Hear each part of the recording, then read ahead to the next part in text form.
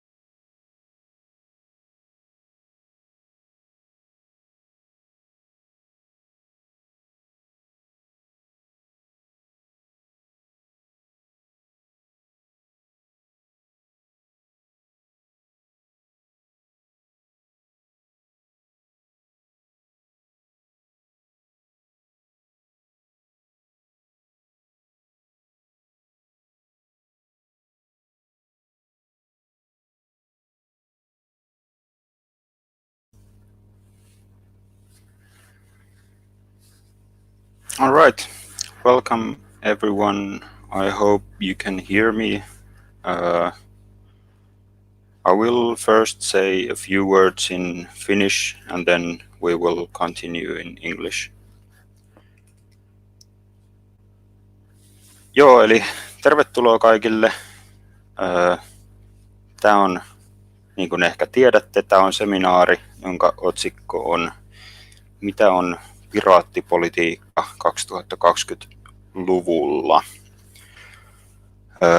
Ihan muutama käytännön asia tähän alkuun.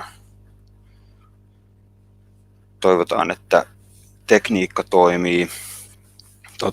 Tämä seminaari on osaksi englanninkielinen ja osaksi suomenkielinen, eli tässä on alussa 6 esitelmää, jotka on englanniksi, ja sitten paneelikeskustelu iltapäivän puolella, joka on suomeksi.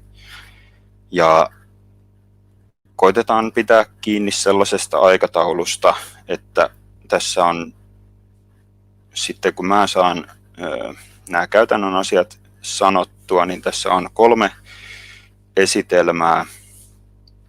Sitten pidetään noin 2 maissa lyhyt tauko, noin puolen tunnin tauko. Ja sitten on 3 viimeistä esitelmää ja se paneeli. Paneeli on aikataulutettu silleen, että se alkaisi noin 4:30, mutta tämä aikataulu saattaa vähän elää tässä. Tämä seminaari striimataan YouTubeen ja mä suosittelen, että muut kuin puhujat seuraa mieluummin sen YouTube-striimin kautta. Ihan vaan sen takia, että säästetään vähän Jitsin kapasiteettia. YouTubessa on live-chatti, jonka kautta voi myös osallistua keskusteluun sitten, kun on keskustelun aika. Sitten myös sellainen huomio Jitsistä, että se toimii vähän huonosti Firefox-selaimen kanssa, joten mielellään ehkä käyttäkää jotain muuta selainta.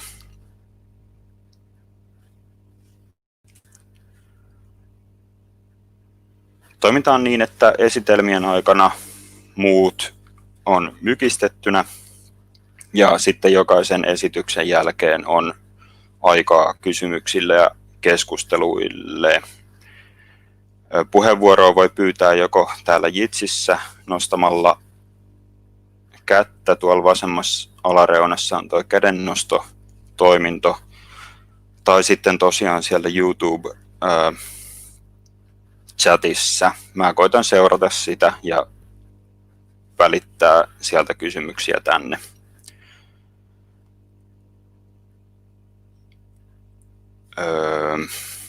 Ja kysymyksiä voi esittää sitten joko suomeksi tai englanniksi.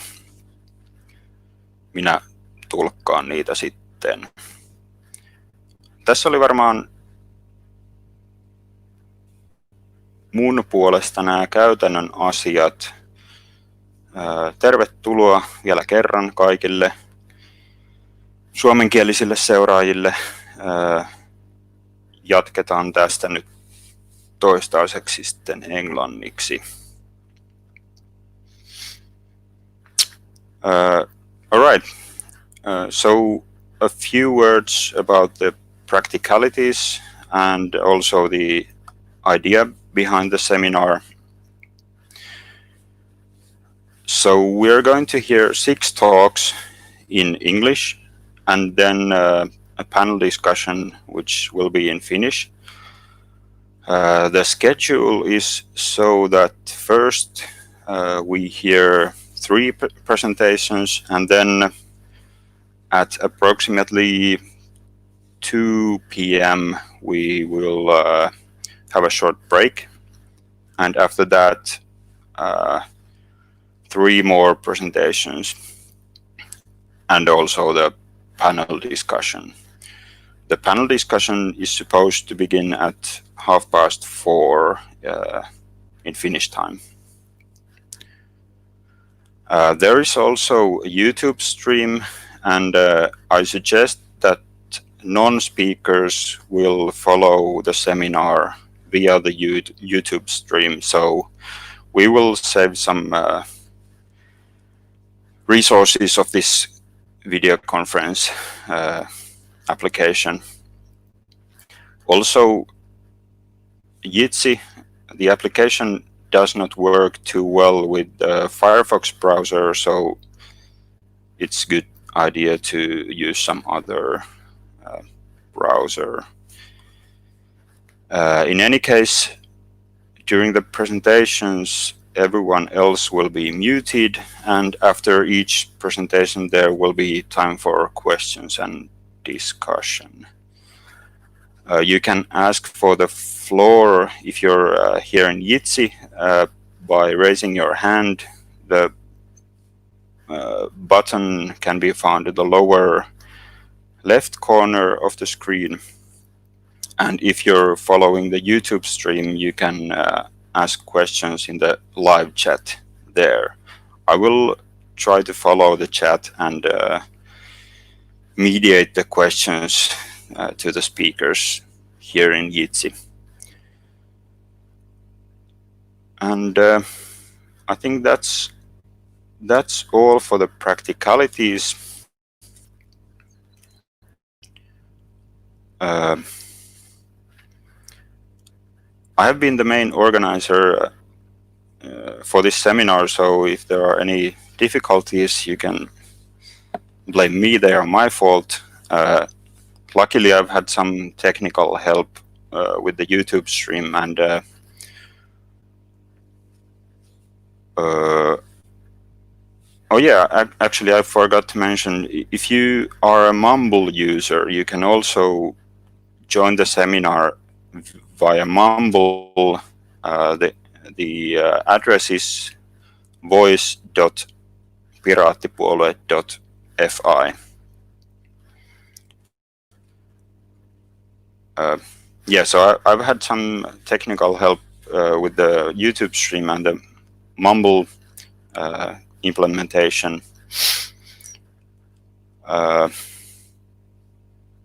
Yeah, anyway, the idea behind this seminar is kind of to take a step back from the concurrent politics and ask the question that's also in the title of this seminar. So, what is pirate politics in this decade? My view is that the pirate movement was born to politicize the questions that were raised by internet and new technology in the early 2000s, but the world changes quite fast, and I think it's a good idea to think if the questions are still the same, or what are the core pirate questions in the 2020s. For example, I don't know, how do the pirates answer the pressing environmental questions? What is the political role of science and technology in 2020s? Can we offer, for example, economic policy that suits this decade? So I think these 6 presentations that we will hear will spark quite good discussions, and they are meant to be conversation starters. So I think this is a discussion that we should be, as a pirate movement, we should be doing this or having this discussion more or less all the time. So we kind of agree on our core issues and our course and our strategy. Also, a more practical purpose for this seminar is that in Finland we are preparing to update our political program, and this discussion will be good fuel for that work.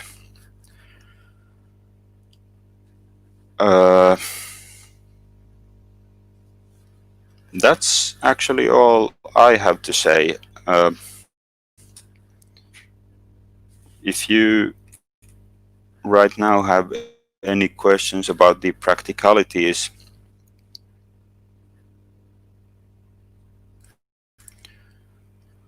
you can ask, but otherwise, if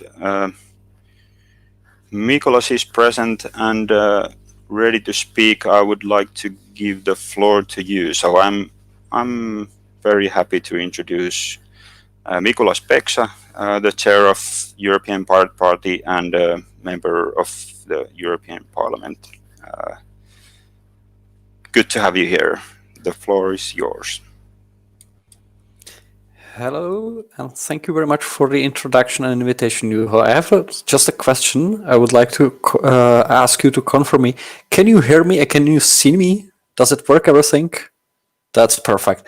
Okay, thank you very much for the introduction. I'm really happy and honored to have the opportunity to start this discussion, actually.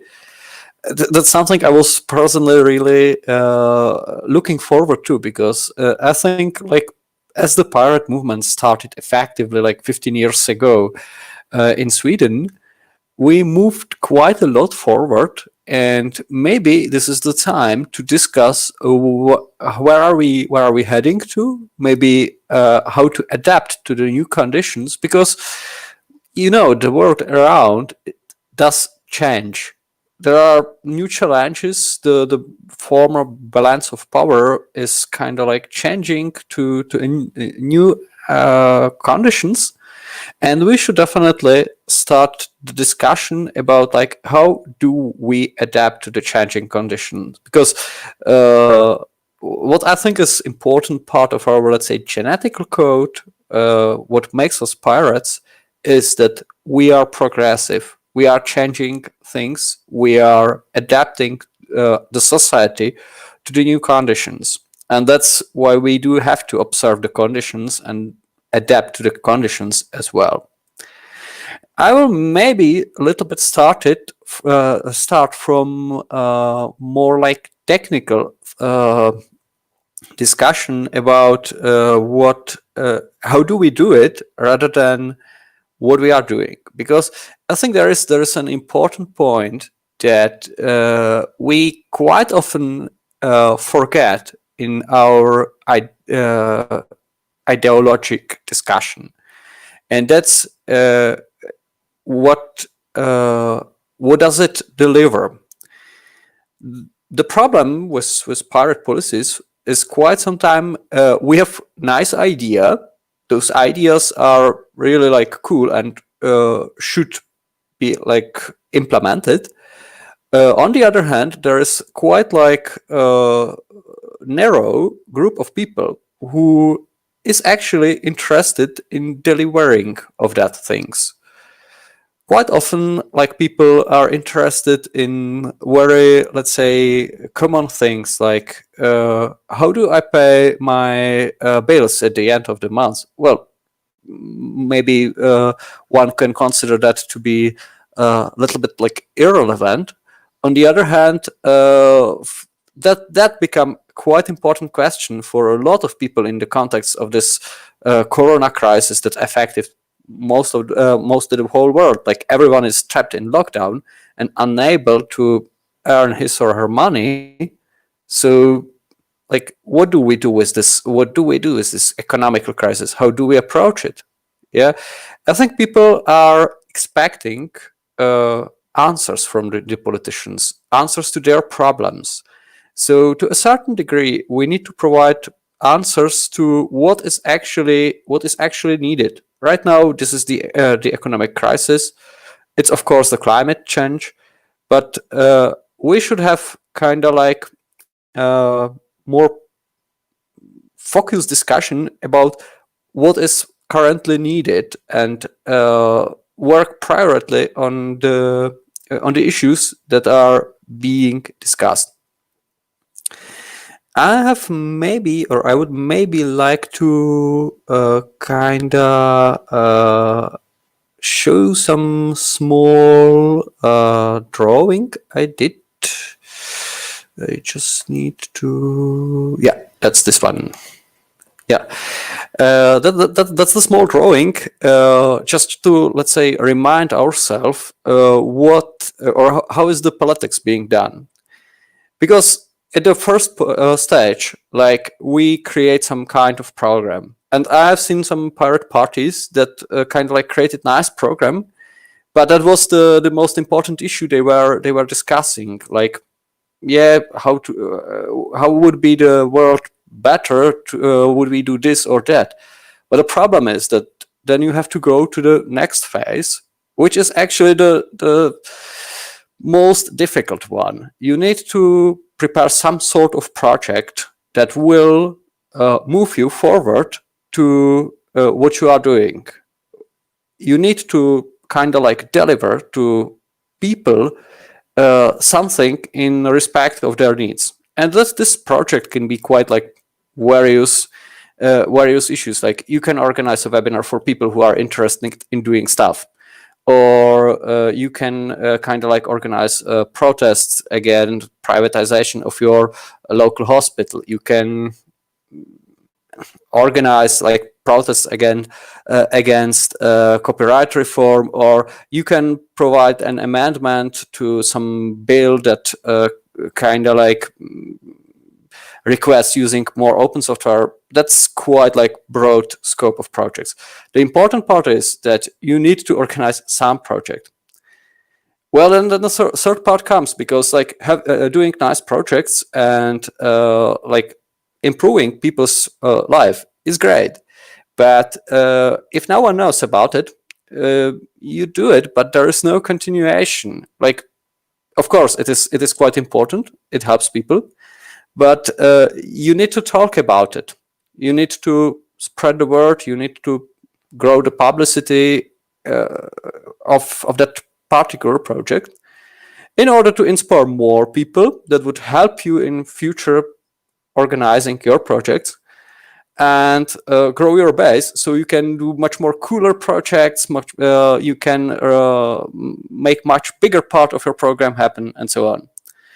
So what I think is important, that we always keep in mind that all these like 4 parts of the cycle have to be somehow done. So when you are doing a pirate party, it's always like a question when you go sleep: what kind of cool project I have done today, or how did I published it? How far it reached to the people? Like, how many people learned about it? And of course, like the third very important question is like, how many people joined me? Do I care about them? Do I provide them respective support? Because that's also an important part of the story. You really need to convince people and help them to work in your organization, to work farther, and so on. So this cycle has to be kind of like closed. You really need to do all the 4 stages. I intentionally like skip the money, because I know it is quite hard to get money, especially for like organization that is not really like too established. On the other hand, the most important part of the cycle are people. When the people work, they can overcome a lot of things, and the money will somehow come later. But like, the people are the important part. Why I raised that, and I hope I will be able. Here we go. Why I raised it. We are quite like used to discuss things that happens, let's say, globally. Like, we are all aware of the climate change, and we know that it is important. We are all discussing the copyright reform that is affecting whole Europe and maybe the whole world. On the other hand, like, that does not answer you the question, what do you do in the let's say next week? Like, yeah, of course, like you can participate in protests against copyright reform when they are like happening. On the other hand, like a lot of people, they do care about like quite common things that surround them. Like, for example, people in my city were quite scared that the city hospital will be privatized, sold to some private company, which will effectively destroy most of the services provided in the hospital. And they did very much care. So when you are discussing about like how to close the cycle, how to set up this project, publicity, people, cycles, you do not rely on just projects that can be organized on let's say global level or European level, but you can very much do stuff on your local level. And there is a lot of to do with pirate principles, even on the local level. Like you can have work on the transparency of how your city council is like distributing money, or involve people in organize more participation in the decision making. You can organize petitions and so on. There is a lot of stuff you can do on the local level, on the regional level, or on the country level, and that's actually an important thing, because you can close the cycle much easier on your, let's say, local level rather than on the European or global. This is the important part, because like at the end you need to inspire people, but you can inspire them really from let's say the bottom, from the local level, and later on involve them in some sort of activity on the higher tiers of the organization. So it is very much on what is the easiest achievable point when you are doing politics in some point. This is something which I think we should always keep in mind, because a lot of pirate parties kind of like stuck in that big issues and forgot about like normal local people in their area, and forgot to, let's say, deliver more to them. I would recommend, if possible, do not forget about them. And of course, like there can be like interconnections. Of course, like when you have, for example, members of European Parliament elected for pirates, you can always ask them, well, how do I use funds from the European Union in order to improve conditions in my city? That's something you can do. And quite like, of course, the people who are working on that level can provide you sort of like support in that area. So you can much use the other tiers in order to expand yours. It's just like, well, let's think about it. They are also existing, and we could use that. Another part of the story is that like what is being addressed in one region in Finland was maybe addressed in, I don't know, one region of Czech Republic. Maybe the problems are kind of like similar. And when you are seeking for the solutions, quite often the old pirate term sharing is caring is the answer. You can find it somewhere else and just like translate it and adapt to your local conditions, where the ideas or the solutions which are based on on our pirate principles could be kind of like same. At this point, maybe I will stop talking about these technicalities, because maybe they are quite like often they are quite like common for everyone here around, and I will more talk about what I'm doing, because at the end I'm a member of the European Parliament, and I admit that I do not know the situation in Finland or other countries to that level of details as you do. You are local there and you know what the people want there. Let's maybe talk about the global picture. What I think changed comparing to the time of 2006 is that we have much more multilateral world. Multilateral in the sense that in that time when we started, most of the center of world's economy was in the United States. This is no longer true. If you look on the statistics, what you find is that at least the United States, China, and the European Union are, in terms of numbers, more or less comparable. It's much more balanced, and now we are there is new balance of power being established. This is important not only for like traditional politics, but also for let's say the pirate politics for the internet policy. Previously, we have mostly seen that all the wires were heading towards the US. So whatever you try to solve regarding privacy, you at the end of the wire found an American company effectively kind of like exploiting your data and violating your privacy. And that's where we as pirates have protested. Nowadays, we are in a different situation. Like, would you look, for example, on the companies that are mostly active in the area of artificial intelligence, you find effectively like 7 big companies.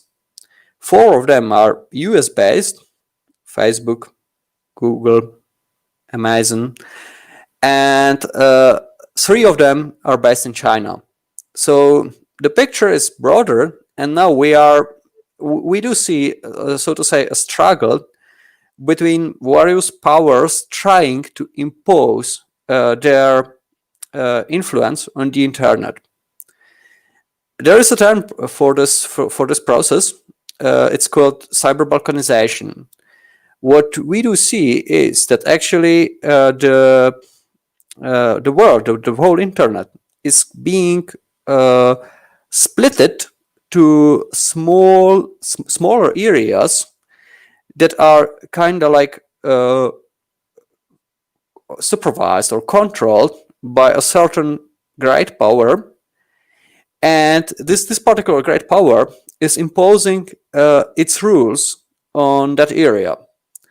In Europe, like, we see it quite clearly how it works. There is European Parliament, and there are rules coming there from the Commission.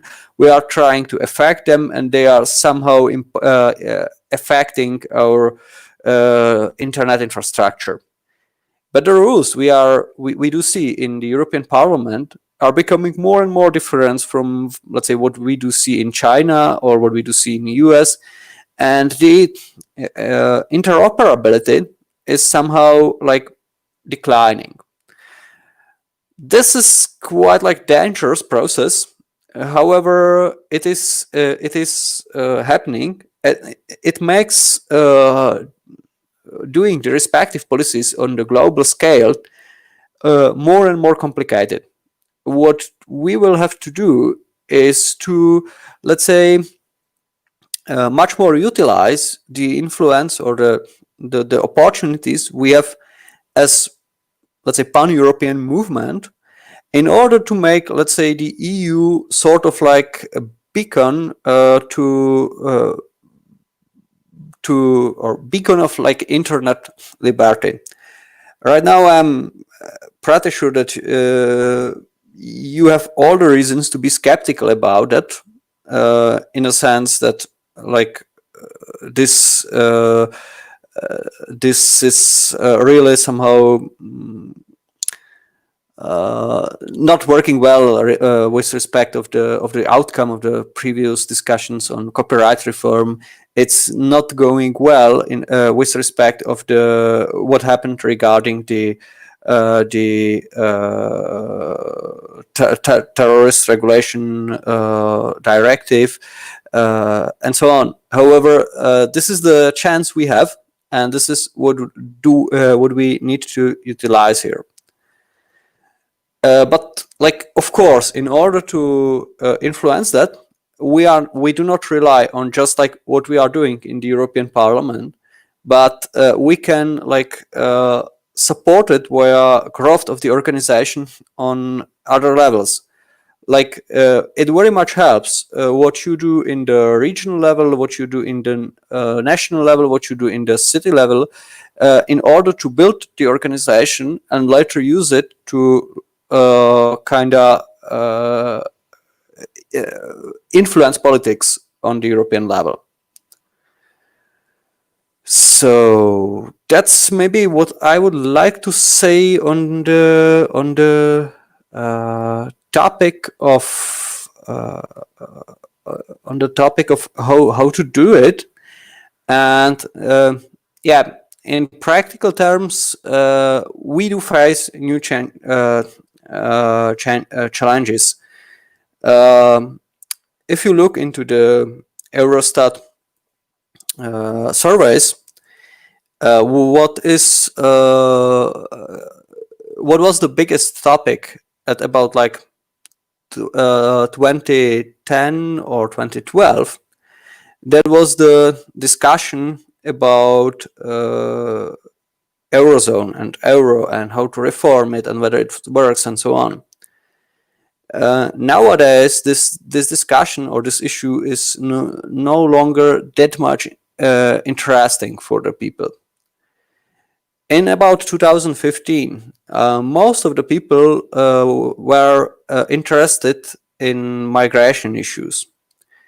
This was something we also addressed. However, from what you see in the surveys is that people are really losing interest in that particular issue. The share of people who are interested in migration topics is declining. But what you see as clearly growing trend is the interest about the climate change and about the economy, because the economy now becomes more and more important regarding how to overcome this upcoming crisis. And that's where maybe I see a reason to be more focused on, because people expect solutions. Regarding the climate change, I think there is very much a reason to see it in our principles. What happens is that we are very much based on big centralized sources of power, which use mostly coal in order to produce electricity. Where I see us as pirates is in the old idea of decentralization we have applied to computer networks, to let's say cryptocurrencies and so on.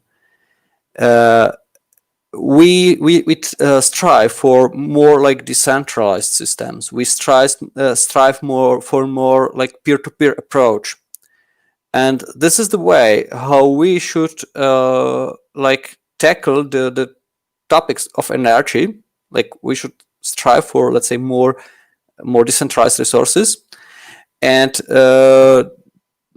luckily when we are talking that this is actually the way how industry can decrease amount of CO2 emissions.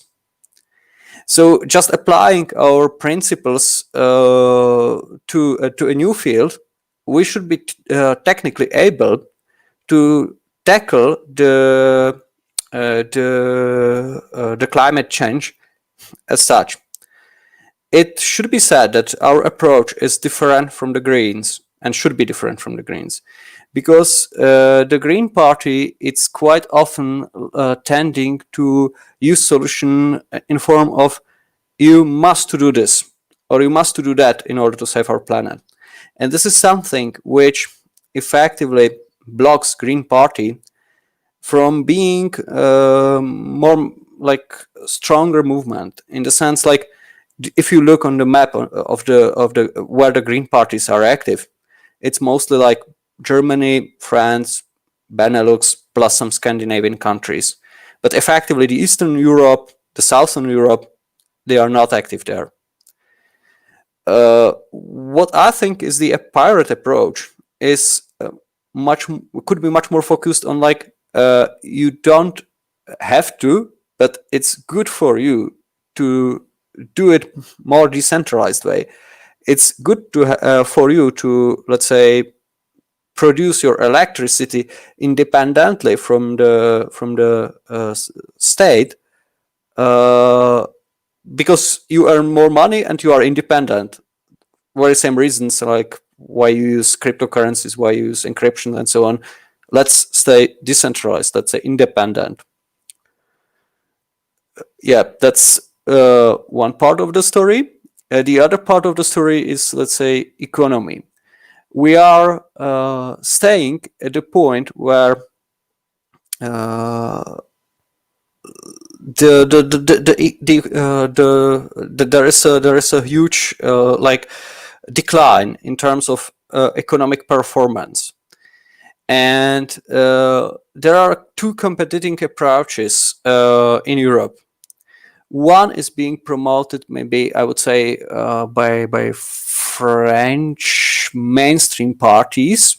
I don't say by all of them, but like the French mainstream tends to do that, which is very much focusing on, like, let's say, sort of like national champions, big companies that are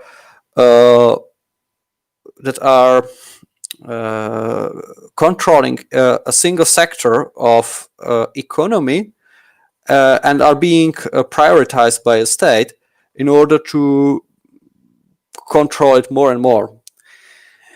On the other hand, there is a different approach that is being pursued by some, let's say, smaller parties. But I think it makes more sense, and this is the approach which is promoting small and medium enterprises. The idea of mine is very same. Like we are heading to bigger decentralization. We are heading towards independence, towards more like democratic or like equal society, where the economic activity is not being controlled by a single state-controlled entity, but where the people are more independent. This is an approach which very much fits to what we are preaching in regard of like privacy, decentralization of on the networks. So it should be possible to incorporate it into our program. It's sort of like organic growth, but it has far-reaching consequences. What we have seen in Czechia and what we are able was that we were quite successful when we applied that in the agriculture. Maybe you would consider agriculture not to be a pirate topic. Well, it very much become. We started promoting small family farms. It's really like a big issue, because in that area the agriculture is being controlled by big companies. Effectively, they are a successor of former, I don't know how to say it in English or Finnish. In Russian, it was called kolkhoz. This big agriculture company is promoted by communist state. So they kind of like transformed into the new capitalist organization, and they tend to concentrate power, resources, and so on in their hands. On the other hand, like with the new regime, there were people who really came to do the farming in, let's say, independent way, in the natural way. That's really like small farmers. And now, when there is this tension between these two approaches, we as pirates, we clearly took the positions of we are on the side of the small farmers, of the common people, against this big centralized agricultural companies. And effectively what happened was that we kind of like incorporated those people to become on our side, to become, let's say, our voters. And like now really like you can see it and you can feel it. Like I come to the countryside where my like father was born, and I'm proactively being greeted by my neighbors saying, yeah, you did well when you are fighting this big agriculture company that is kind of like sucking all our resources from us, because yeah, the situation is kind of like crazy. Like you can't even like sell the grain to anyone else except of one company, which is kind of like controlling the market. So yeah, this is maybe let's say another approach to the economy, and I think we will find there a lot of allies should we really apply it. And I think we definitely should. We should expand our program and do more projects on that issue. And yeah, that's it. Like, I think that's the way how to approach it. And yeah, maybe you already are tired of me talking, so I will leave the stage for someone else, or for the discussion.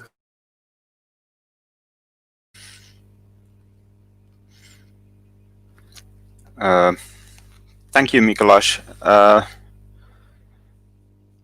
for the talk. So now there is time for questions and discussion. I will turn my camera off, but maybe I will chair the discussion if there are any questions. So please ask them.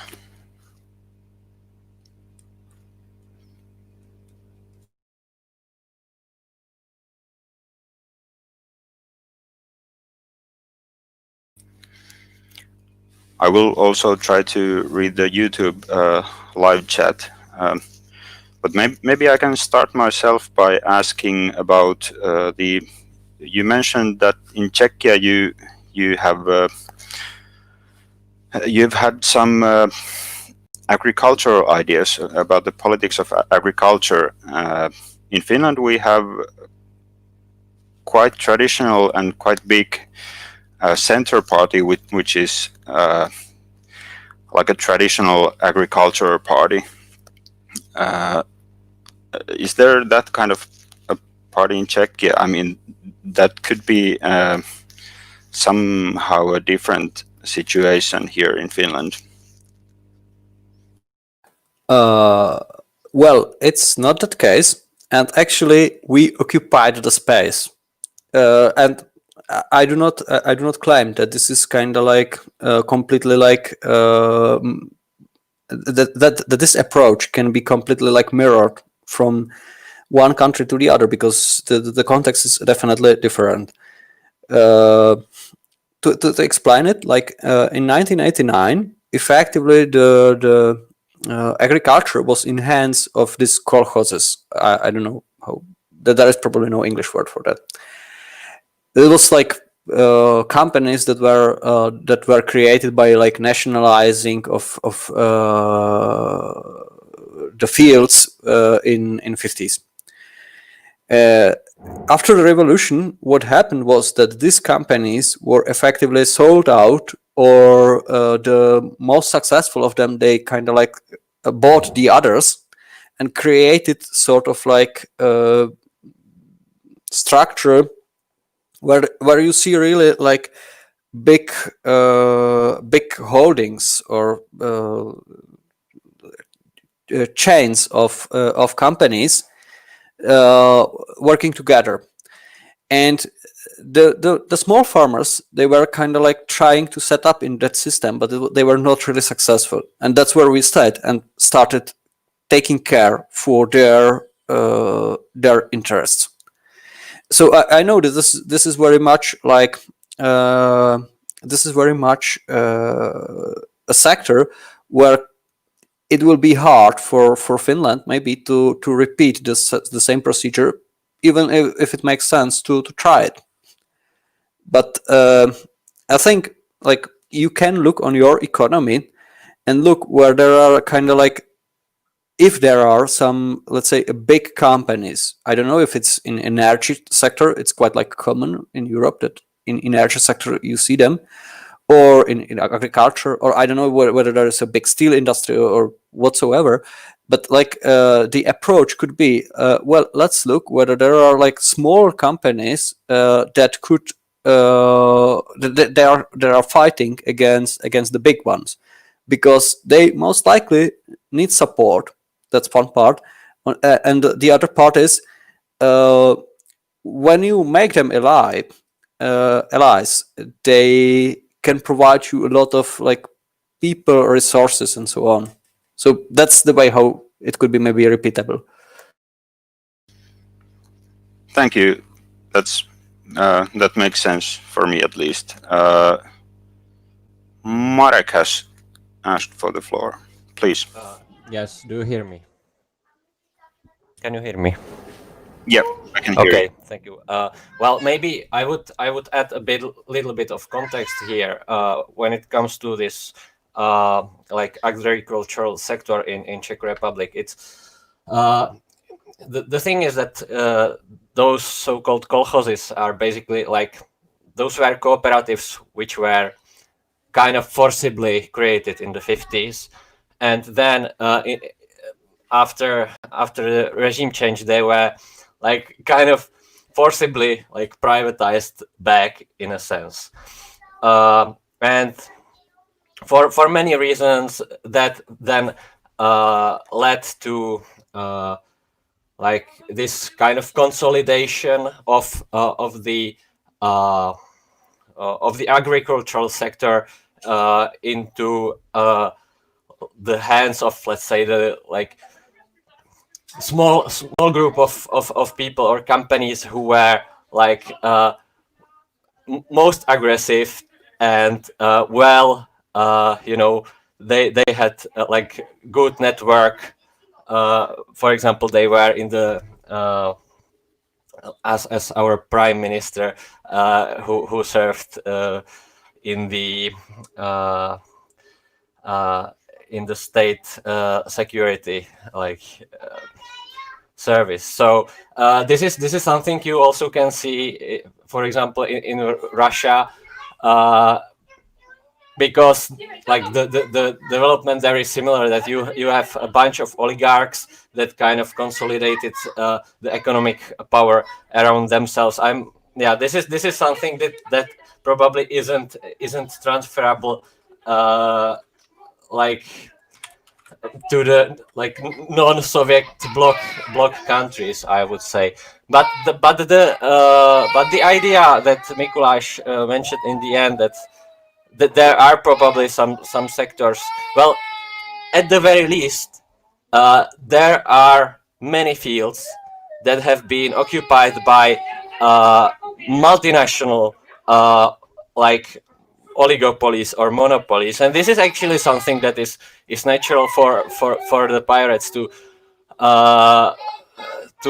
like fight against, but then that kind of requires the strategy how to find the allies in this like in this sense.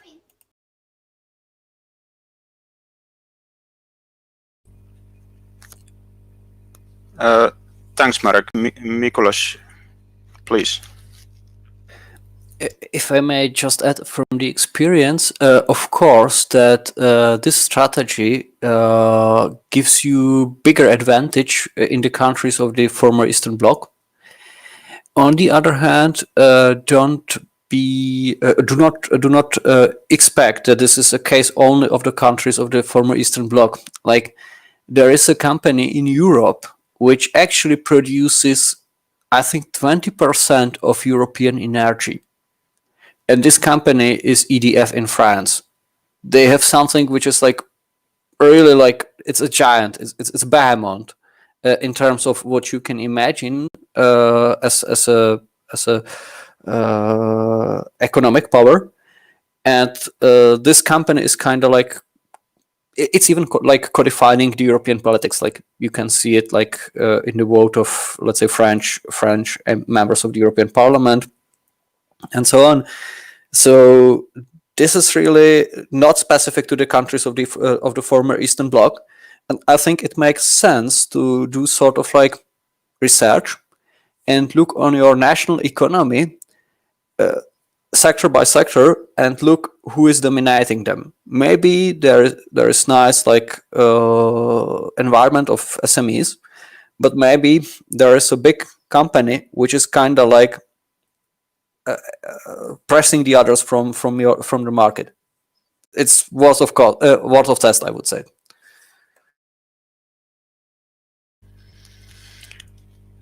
Thank you. I will now read aloud one question from the YouTube stream. Ari-Martti is asking, could you tell us something about the MEP work in the COVID-19 situation, maybe about the remote participation and how are pirates doing something differently from others? Well, the situation of the European Parliament is especially complicated comparing to national parliaments, because there are members from all the countries of Europe. And effectively, if one of the countries is under lockdown, the members cannot participate physically. Like at the beginning, we simply like dissolved, or the plenary was dissolved by saying Italians cannot come.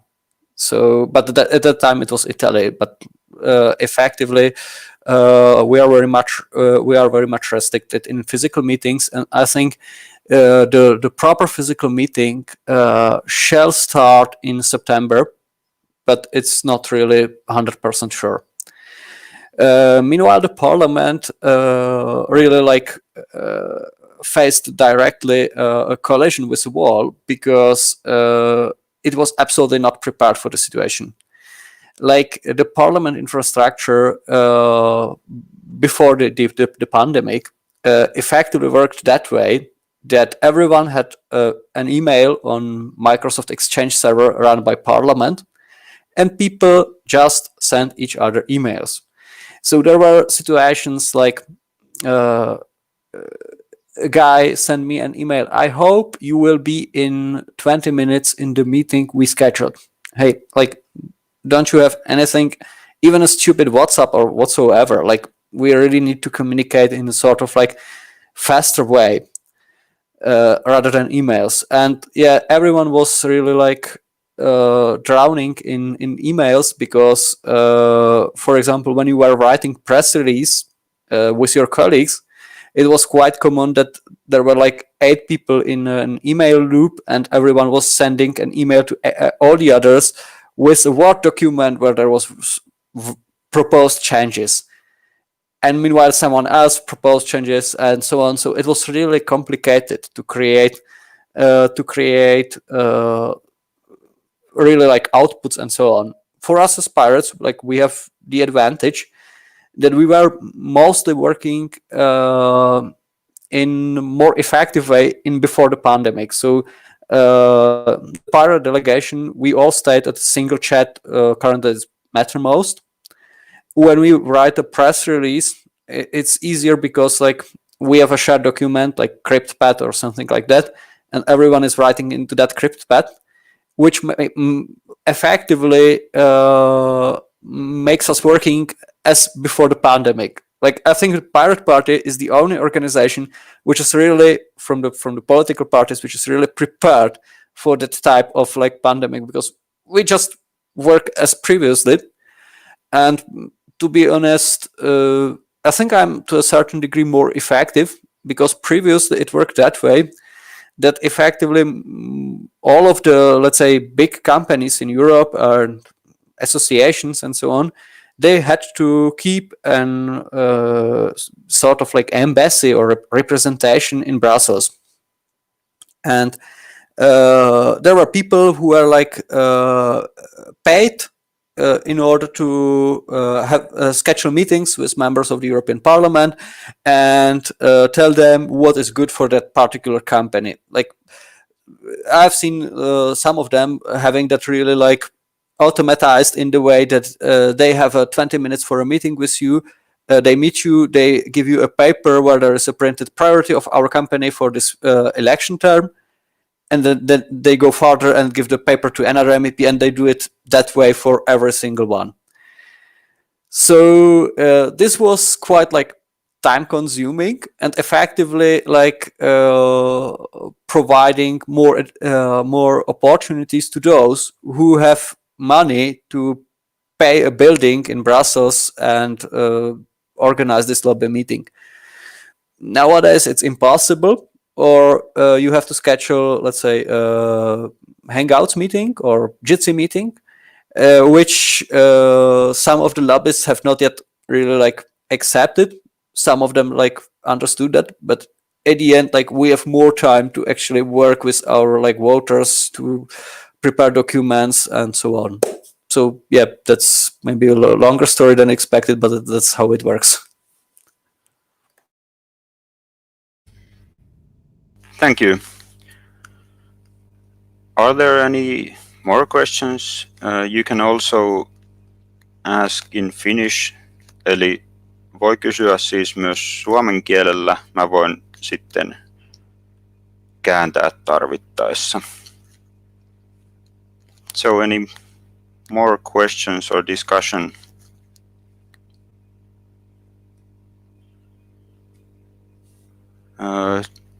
Samulilla on käsi pystyssä, mutta onkohan Mikulas vielä paikalla? Mikulas, are you present here?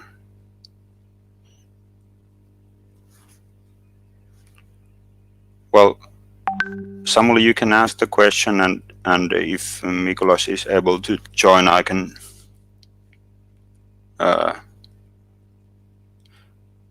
forward it to him. Okay, can you hear me all right? Yes.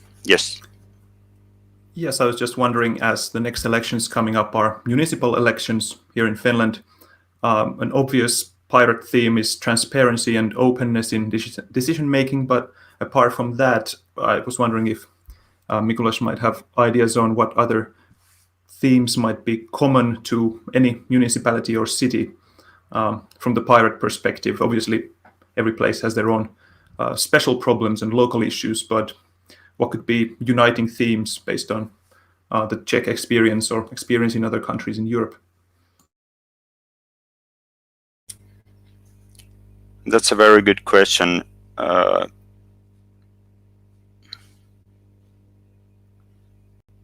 Oh, hi, Mikulas. I think you're back. I'm sorry, for some reason the connection collapsed and I was unable to reply. But No, I have not heard the question if there was any raised.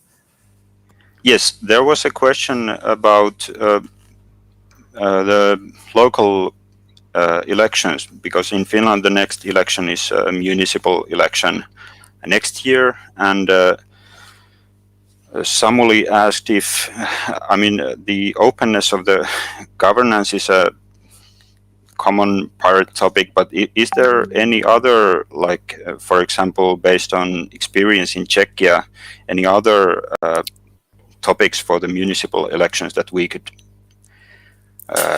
try? From my experience, people do care about health. It's something which is really mobilizing, because if your health services collapse, you are endangered on your life, and that's something you consider to be like quite important. So what I have seen in Czechia, the situation is kind of like specific in the way that the network of hospitals is somehow decentralized. Like, some of the hospitals are being owned by municipalities, some of the hospitals are being owned by regions, and so on.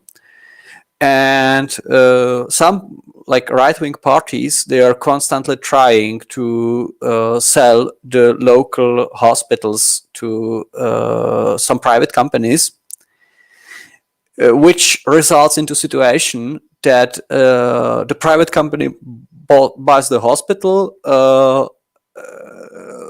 kind of like optimize it, as they call it, and run it in order to earn as much money as possible. In practice, it works that way, that they kind of like dissolve all the departments that are not so like cost effective, and they just leave those which earn them money, which has the unfortunate result that the local people, they lose access to certain parts of the healthcare, and they are quite like angry.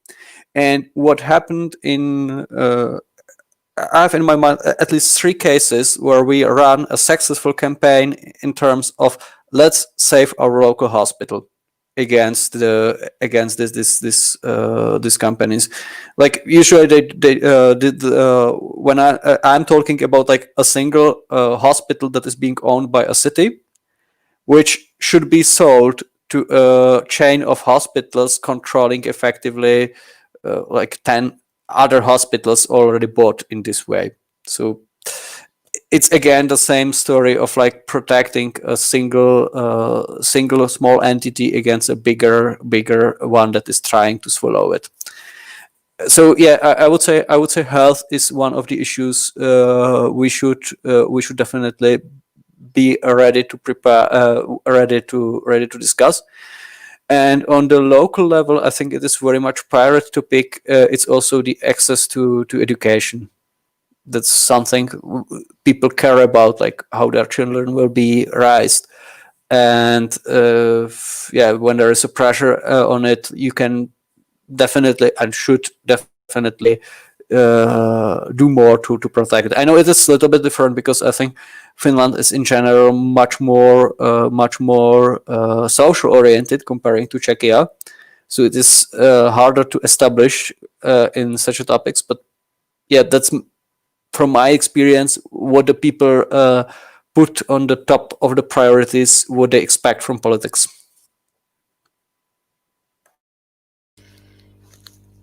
Thank you. I think those are not that uncommon themes in Finland either.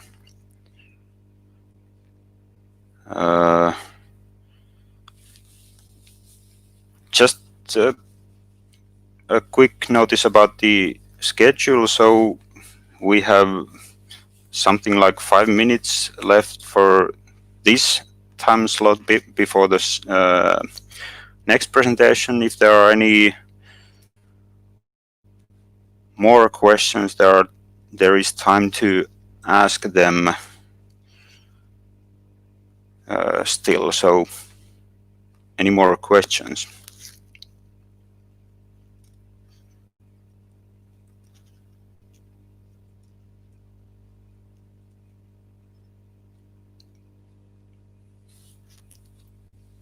No? Oh, Marek, please. Yeah, it's not like a question, it's more like a general comment on this. Like, as we know, like the pirate ideas are pretty much global, and sometimes it's hard to really think of about some local issue that would work universally. So this is something that everyone should follow in, for example, follow the local news and so on, if we want to success, and kind of try to search in their own local environment which topic is important for the people that could be, if possible, solvable with kind of some pirate approach. So it's this. I think that the local topics are one of the hardest to find, but that means that we have to try hard. Yes, I agree. Mikulas, you want to say something? I would just maybe concretize it in the way that if you want to run in your municipality for the election next year, you should participate in every single city council meeting as an observer. Like, go there and look what the people are discussing there. And that's just a good practice, and quite often it's just sufficient to look what they are promoting and grab those things that are really disgusting and just publish them and make more publicity about it, because like quite often you find a situation that some local guy is willing to give 50,000 euro to his business to have it better running, and he's just trying to find an excuse how to do that. That's quite common shit, and just like uncovering this shit helps a lot. Thank you. That's a very good advice. So we should go visit the city council meetings, go there locally, or follow them online if that's possible. So there's maybe time for one or two more questions.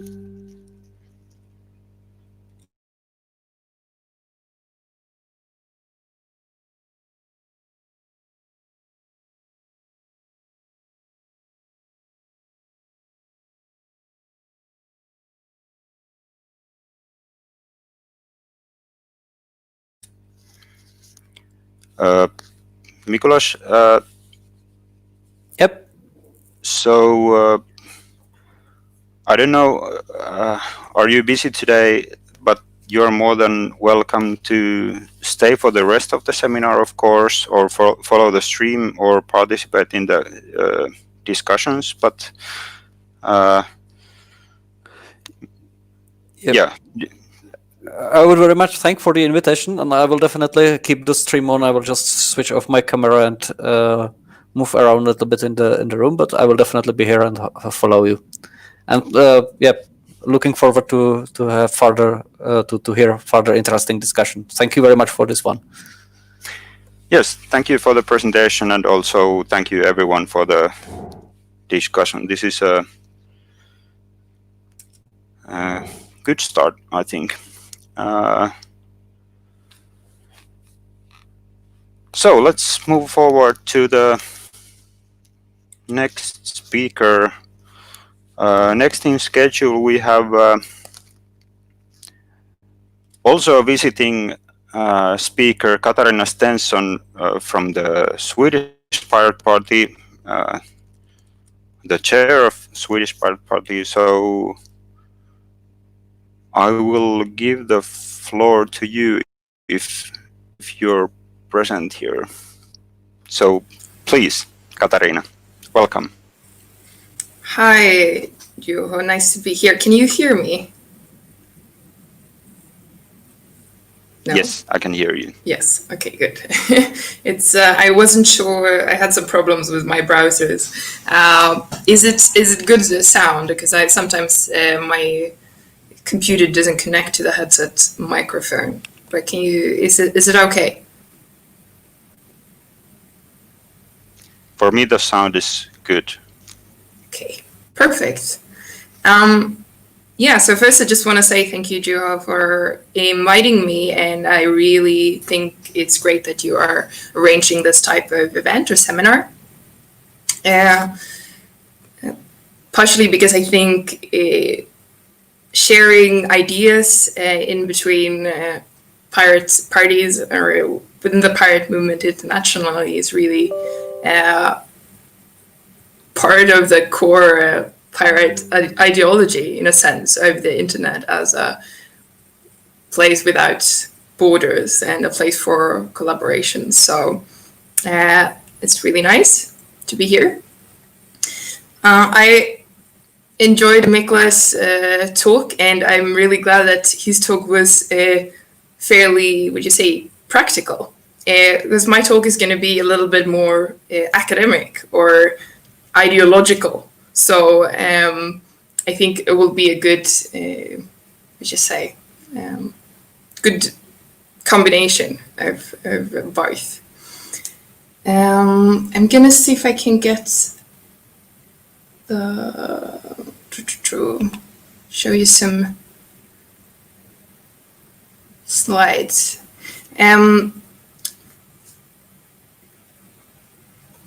I think there's been a discussion from the beginning, from the start of the Pirates Party, on whether there is a pirate ideology and what that pirate ideology is. And I think that is a very interesting discussion that we have kind of, at least in the Swedish Pirate Party, maybe lost in the recent years. It was a discussion that was very active in the beginning, up until maybe 2000, from the start in 2006 up until maybe 2009, 2010. And then when we actually got into the European Parliament in 2009, things changed a little bit to maybe similar to what to the situation where the Czech pirates are now, that you actually have to take a stand in other issues that are not maybe the core pirate issues originally. Like, it's not about copyright anymore, it's about other things. And at least in Sweden, I think we kind of lost a little bit the discussion on ideology. So I've been doing some research, because I actually almost feel embarrassed that I was elected chairman for the Swedish Pirate Party this autumn, and I don't feel like I know really the history of the pirate ideology discussions. So I'm actually I'm glad I got a chance to actually dig down into that and look a little bit in our history. And my goal with this talk is basically to see what were their thoughts back then, around 2000, from like 2006, 2008, and in what society did we have there that made that relevant, and where are we today? In what society are we today, and in what sense has that kind of narrative around the pirate movement in the beginning become outdated? And do we need to have discussion about what is pirate ideology or pirate narrative today? So I'm going to see if I can share you my screen.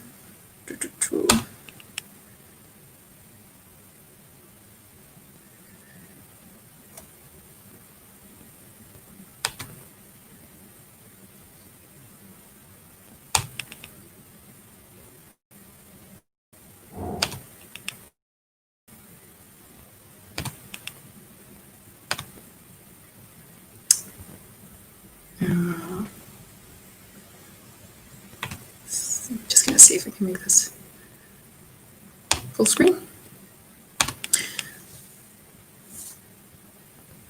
There we go. Yeah, so the title for my talk is just Ideology, Narratives, and the Pirate Raison d'être, or reason to exist, kind of. So I'm gonna just first give you some definitions that I think are good to, so that we talk about the same things. And then I will go through some kind of pirate thinkers or people who have been talking about the pirate ideology, both pirates and non-pirates that I think are contributing something that is actually very much in line with pirate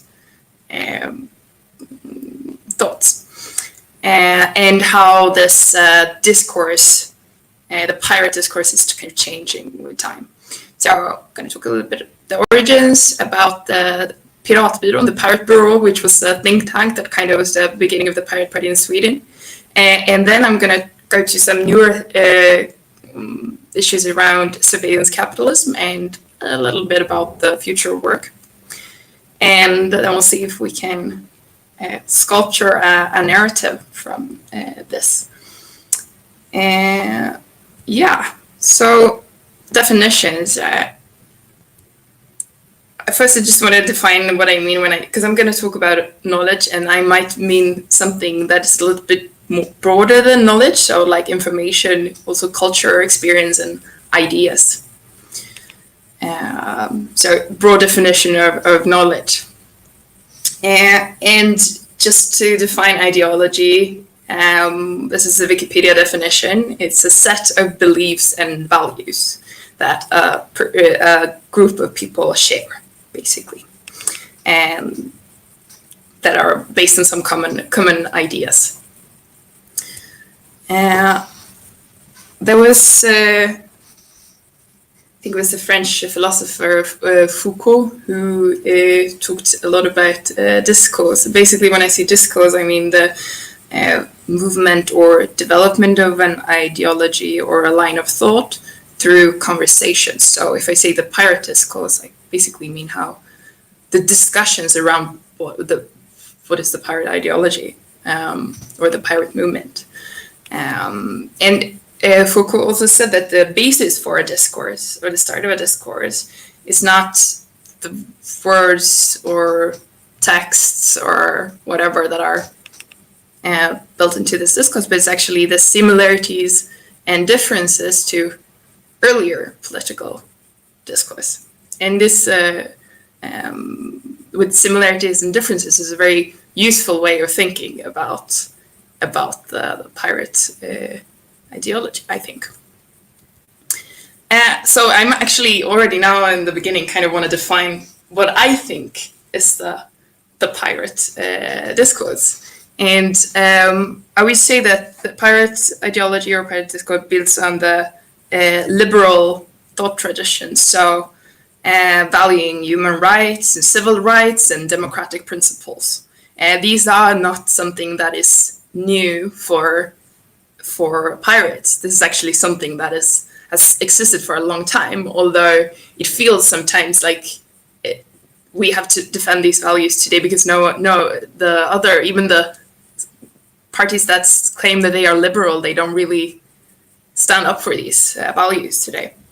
But that is not originally pirate. That is originally the liberal thought tradition that we kind of build on, the liberal discourse. But those are then the similarities that the pirate discourse has with the liberal discourse. And the differences, and these are like, this is not one truth. This is how I see it after the experience that I have, the things that I have read and heard and discussed with people. I would say that there are two main differences that separate the pirate discourse from other discourse. And first one is that we apply this liberal discourse on the information society and the technological reality that we live in today. So it means that we apply these liberal thoughts about human rights and civil rights and democratic principles, and we move it into the information society and say, hey, with all these new tools, this is what we can actually do to strengthen these original liberal values. And the second thing is that we put knowledge center stage, and we reject the aspects of liberal discourse or other discourse that threatens the creation and sharing and the legitimacy of knowledge. And I'm sorry that this is kind of academic language. I hope you can still appreciate it. I think it's kind of, this is a nice way to analyze what makes pirates different from other ideologies that we've had before. And I think these two, the similarities with the liberal thought tradition and the differences in these two senses are very important. Applying it to the information society and putting knowledge first, basically, because that means that we are actually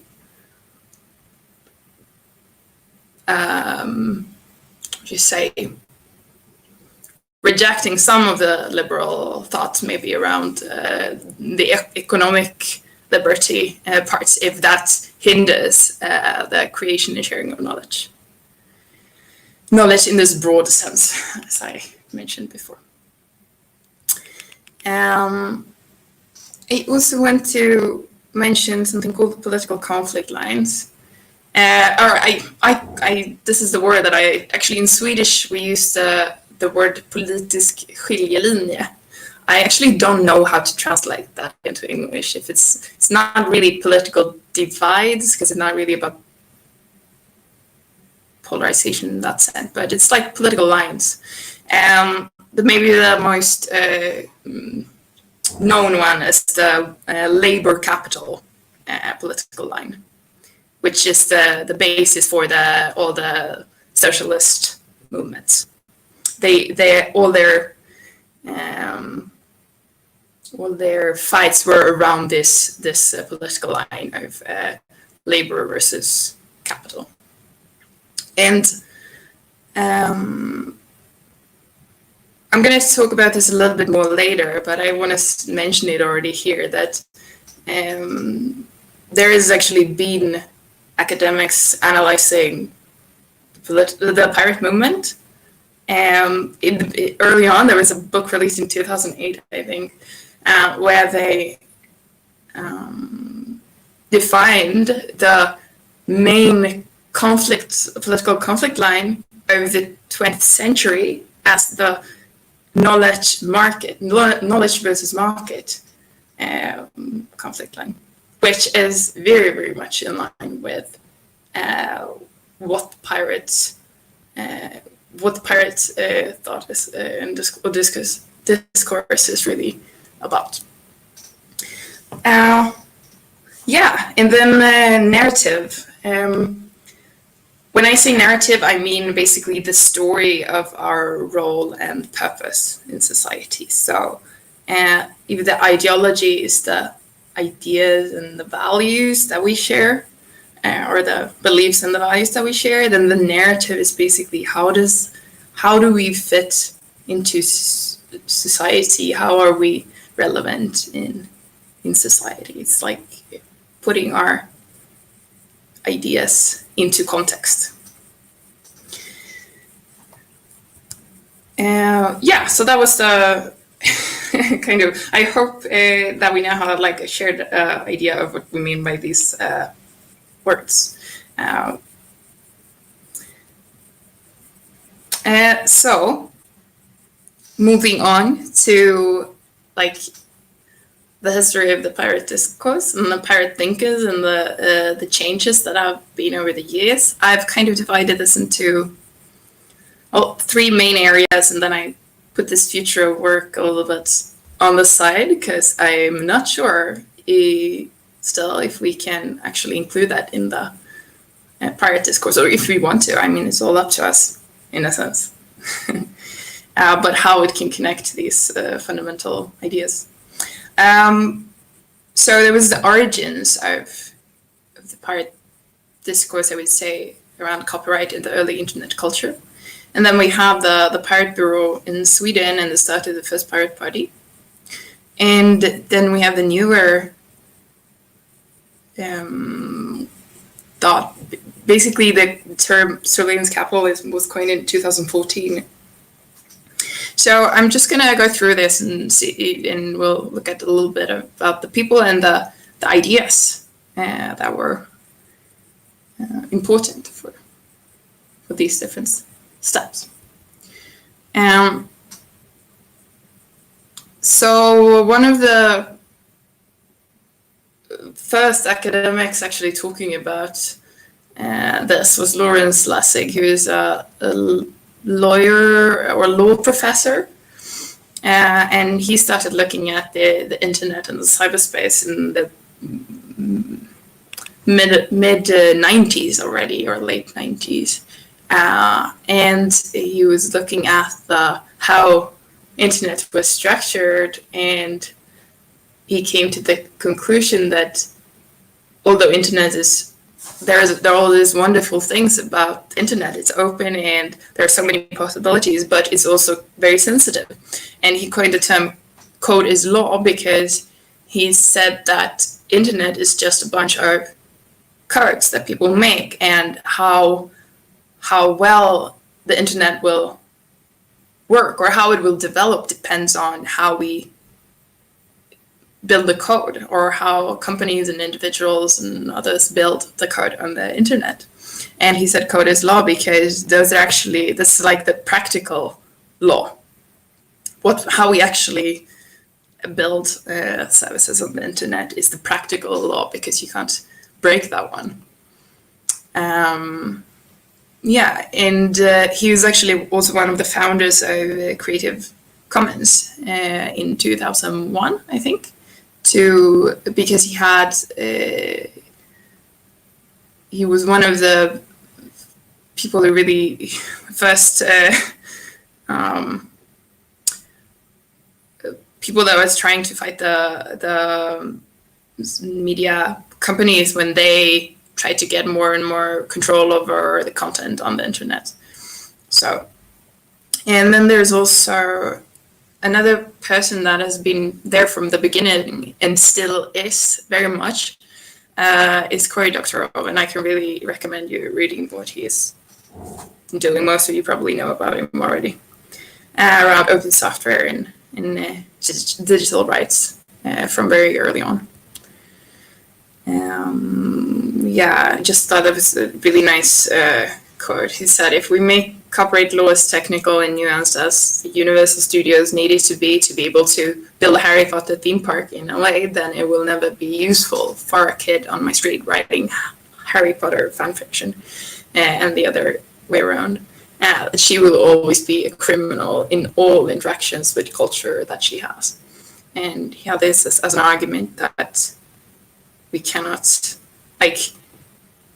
by making a copyright in the way that the big media companies wanted, then we are all going to be criminals, because when we're moving with our when our kind of private interactions are moving online,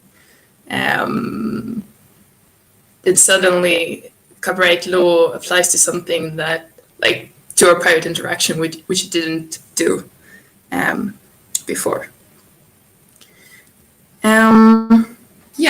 So Piraattipolitiikka was a think tank that started, I think, in 2003 in Sweden. And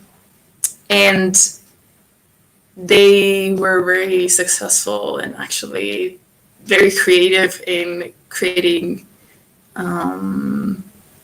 visibility for this issue. And they were invited to TV, and they were doing talks and writing stuff and doing different creative projects as well. And the Pirate Bay started as a branch off from Piraattipolitiikka as kind of the practical branch of it, actually doing something. This, I think, is just a quote that really captured how to think about culture and knowledge. if you are a pirate, and it's from Ibrahim Botani, who was one of the founders or main people within the Pirate Bureau. And he said that cultural expressions are different ways to communicate. It's foundational tools for most social animals, like language, basically. And like the spoken language, culture transforms while it is spreading. You can't separate the distribution or the spreading of culture from the culture itself, because it is the same thing. Like language, culture becomes meaningless and die if it doesn't spread. And copyright laws are basically laws that assume the absurd idea that culture is created from nothing. And this is actually a way to, through the state, try to steal others' works. To spread culture is to create culture. So this was kind of the spirit of the Piraattipolitiikka movement or think tank. And then the Pirate Party started by also some people were from this kind of, or part of the Piraattipolitiikka movement, but I just wanted to, I realize I'm already talking too much, but there was a blog post from Rick Falkvinge, who is the founder of the Pirate Party, from I think 2008, where he's actually talking about pirate ideology.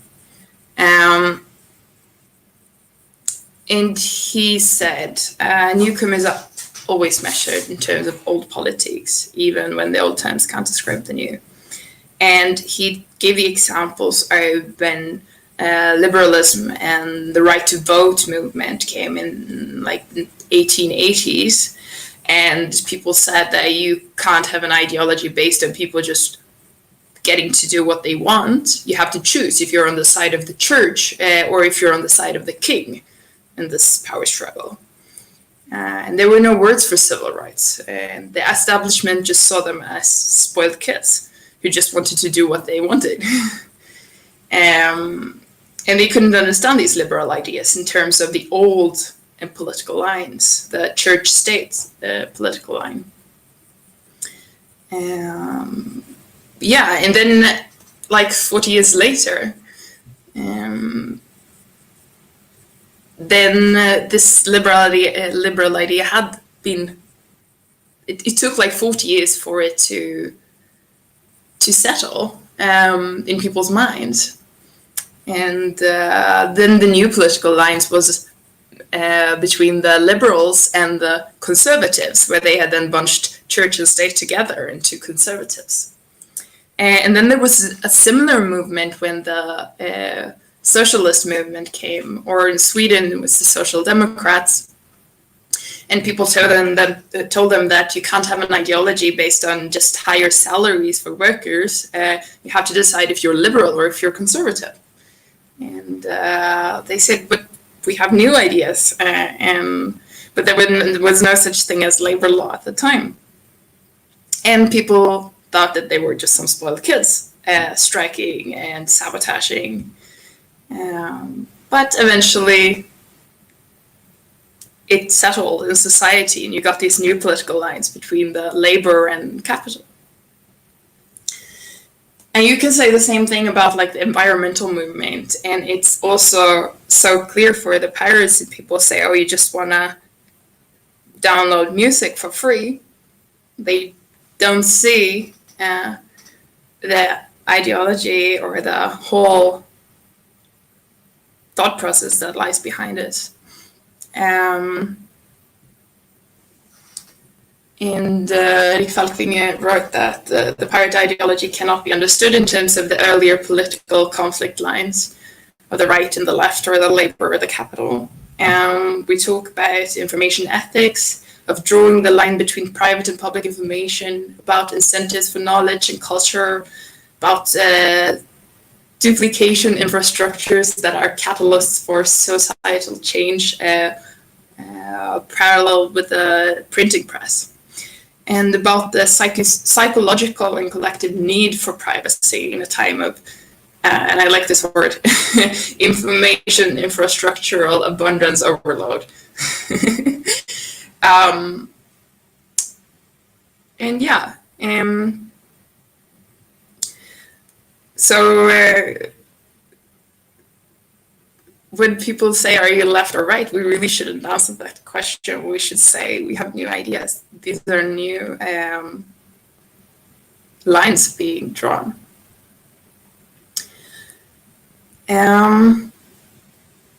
Yeah, and that kind of brings me to, there was Marie Demke and Ulf Bjereld. They are two Swedish political scientists that wrote this book called, I think, The Fight for Knowledge. Well, it was in Swedish, but something like The Fight for Knowledge. I don't remember exactly, but The Struggle for Knowledge, the Political Lines of the Information Society. Is the title of the book, and it talks not only about the pirate movement, but a lot about the pirate movement.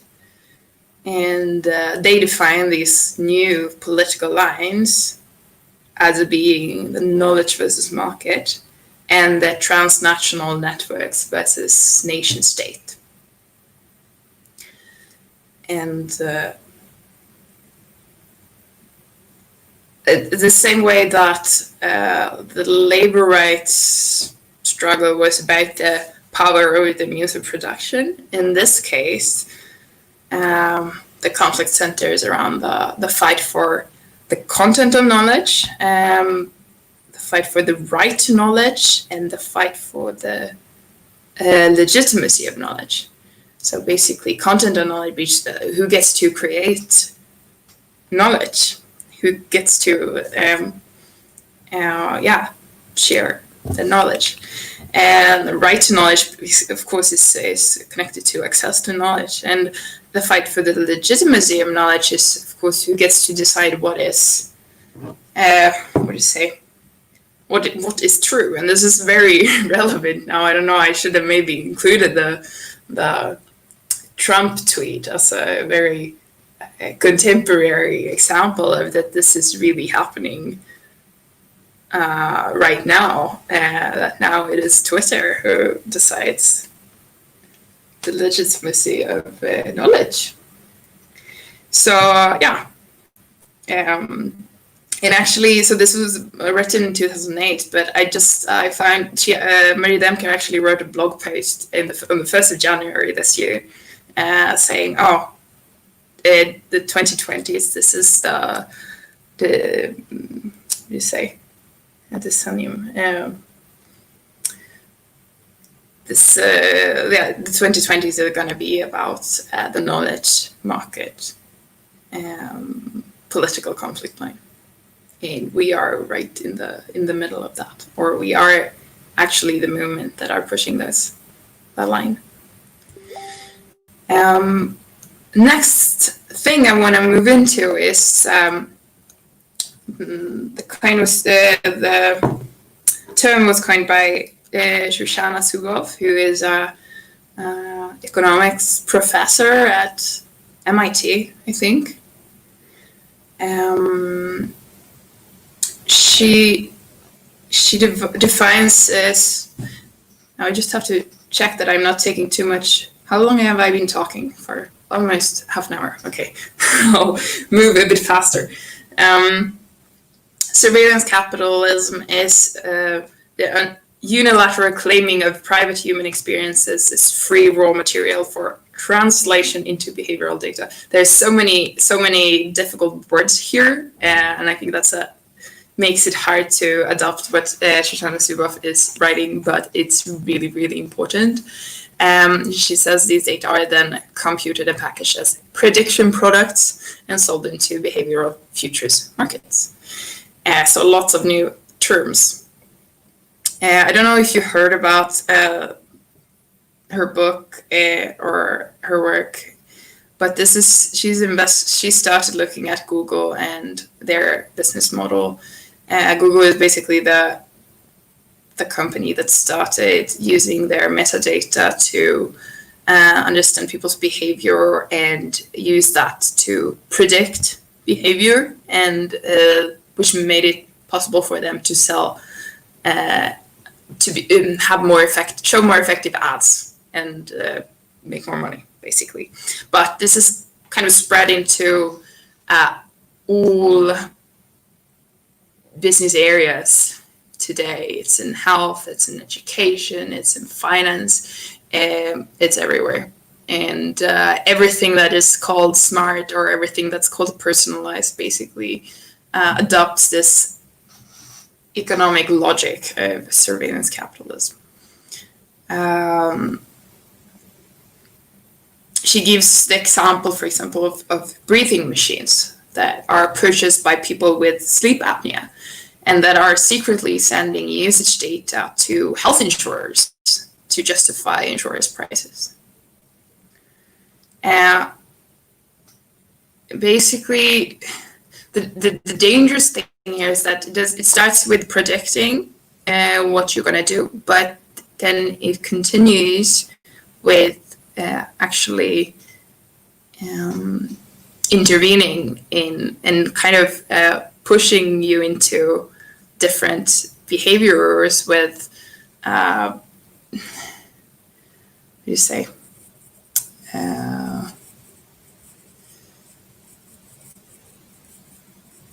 Different like cues and rewards and punishments, pushing you into certain directions.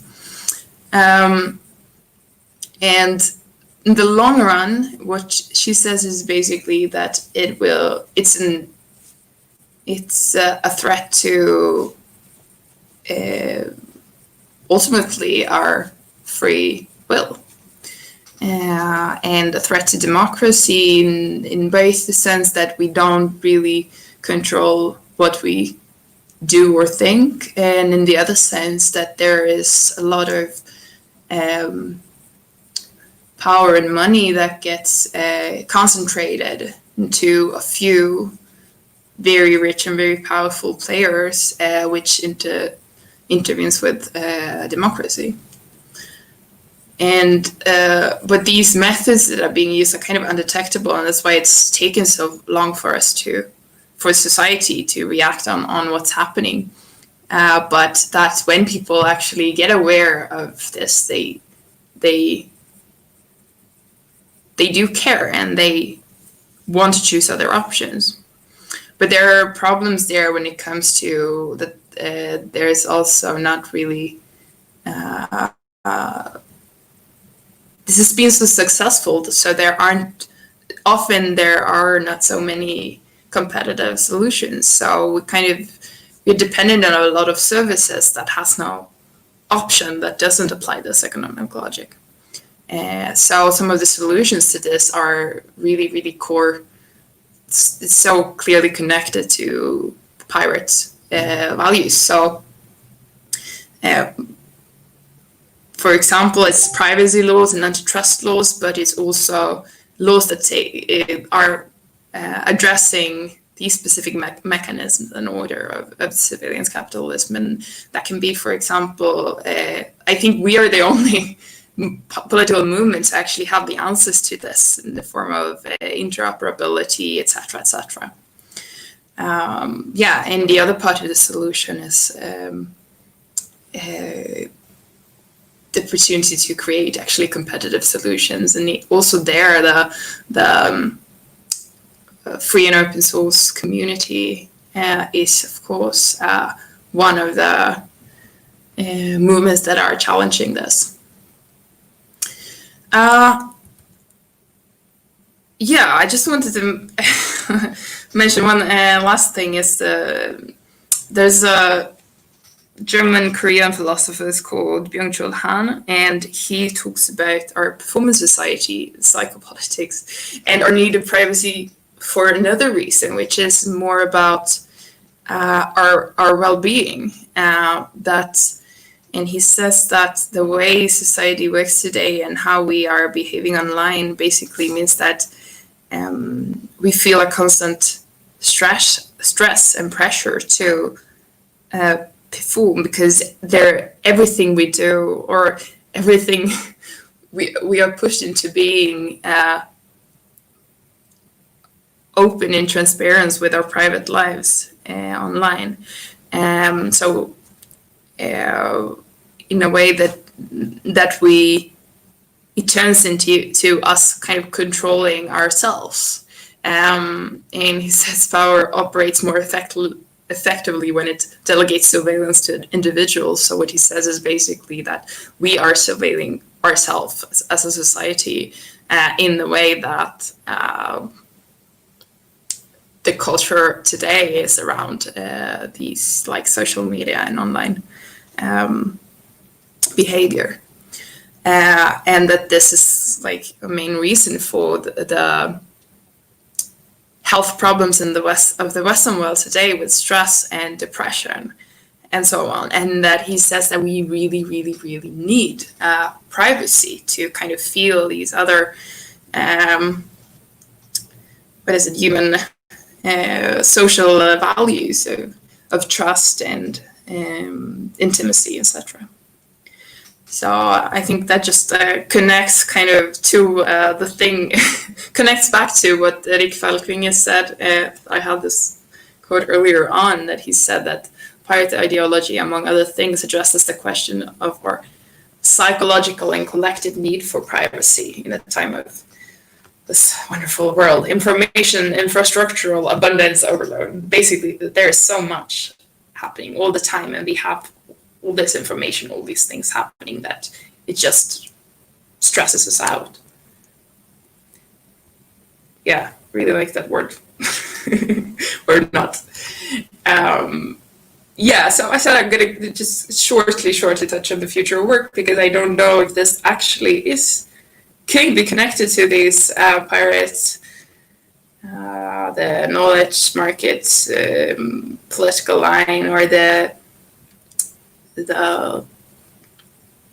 similarities and differences that I mentioned in the beginning. But there are some academics that have been talking about, for example, David Graeber talking about bullshit jobs, that there are a lot of jobs that aren't really needed, that people just do because of this idea in society that work is what creates your value, in a sense, or your value is defined by your work. The work is a virtue, and this is something that is both pushed by kind of capitalism, and also by like the socialist movement, and it's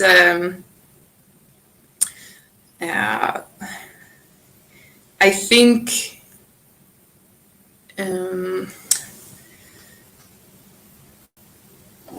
let's say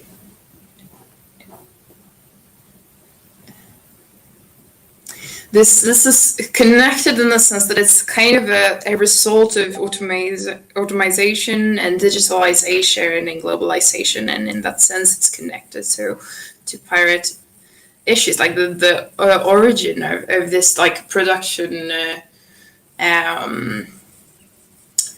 improvements in production, and that some jobs kind of disappear in today's society. And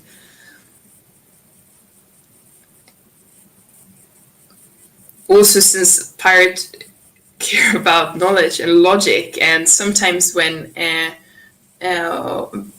I know, at least here in Sweden, the like social democrats, for example, they do everything is based on that everyone should work. So we spend like money to create useless jobs for people that would be more effectively used if you just gave the money to people. And I guess this kind of is the origin to the discussions about basic income within the pirate community, or one of the reasons. So I just wanted to touch on that, but it's not as clearly kind of connected to the core pirate ideology. But I believe that this is like building our narrative is like a continuous discussion. I think the narrative also changes with time. So hope we can have more discussions about how that connects, or if it connects to pirate ideology. So that was kind of this going through the pirate thinkers and the changes of the pirate discourse over the years. To kind of sum up, I believe that pirate ideology definitely exists, and that is shaped in pirate tradition, not by one person, but by many. And like the definition of ideology was that it's a bunch of shared values or ideas. It means that it can't be, some people say, oh, but it's not complete. I don't think you can say about an ideology that it's not complete, because it's a bunch of shared ideas and values. So it exists, and maybe it can change with time, but it definitely is there. And I think it's centered around this knowledge market political conflict line. But I think what we are kind of missing is a clear narrative, that our narrative needs to be updated. This is a quote from Mattias Bjarnemab's blog in 2008, where he wrote, "Internet is still mostly untouched nature, but is being threatened from two directions. First, from the market actors wanting to control the content of the internet, and secondly, from the state that wants to control and monitor our behavior online." And I believe that this is totally outdated, because both of these actors, the market and the government control, it's just exploded since 2008. So it kind of started then, and now it's all over. Internet is not mostly untouched nature anymore.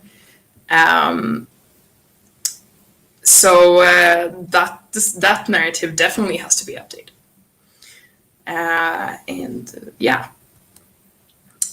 Can we sculpture a narrative? I'm not sure. We've been working on a new program of principles in the Swedish Pirate, or we are working on it right now, where we're trying to kind of formulate this for us. But I know what I've been saying right now is kind of academic, and we need to connect it to people's everyday lives and their feelings and what they care about. And we're trying. This is kind of how our program of principles is looking at the moment, where we're starting with trying to build a narrative, build a background to our values, and then talk about our values, our principles, and then we end with kind of being a bit more concrete about our kind of core policies. But around the narrative, we're talking about that digitalization changes everything.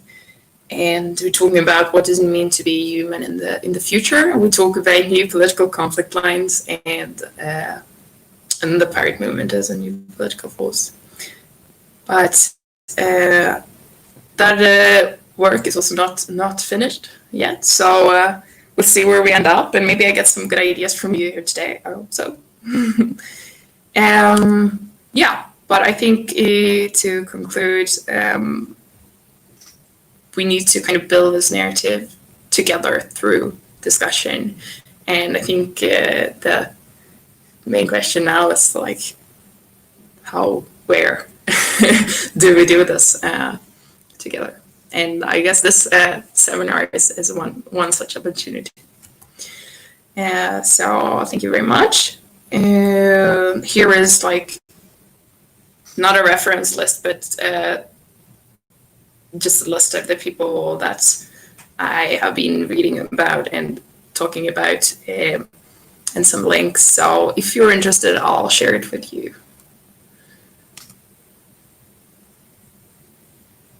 Thank you. Okay, let's see if I can get back.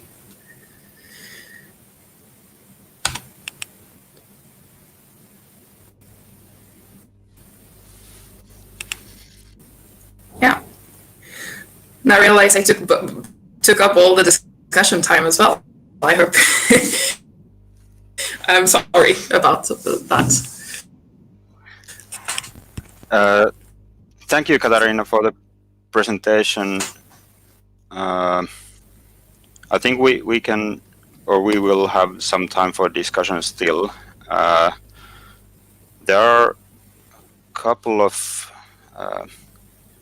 hands up, and I think Maya has requested the first turn to speak, so please.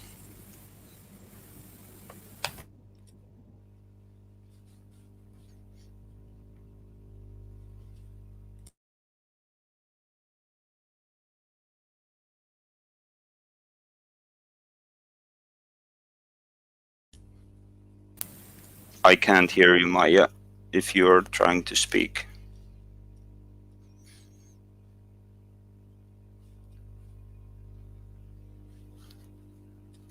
All right. So maybe try again. Right now you are muted. Right. Hello? Yeah, now it works. Right. So, first of all, thank you very much, Katarina. Very good presentation. You actually covered a lot of the things I was planning to cover. And also, Mikuláš earlier also touched on a number of things I was planning to go through. So, thank you to you both. Now I get to pull some stops and maybe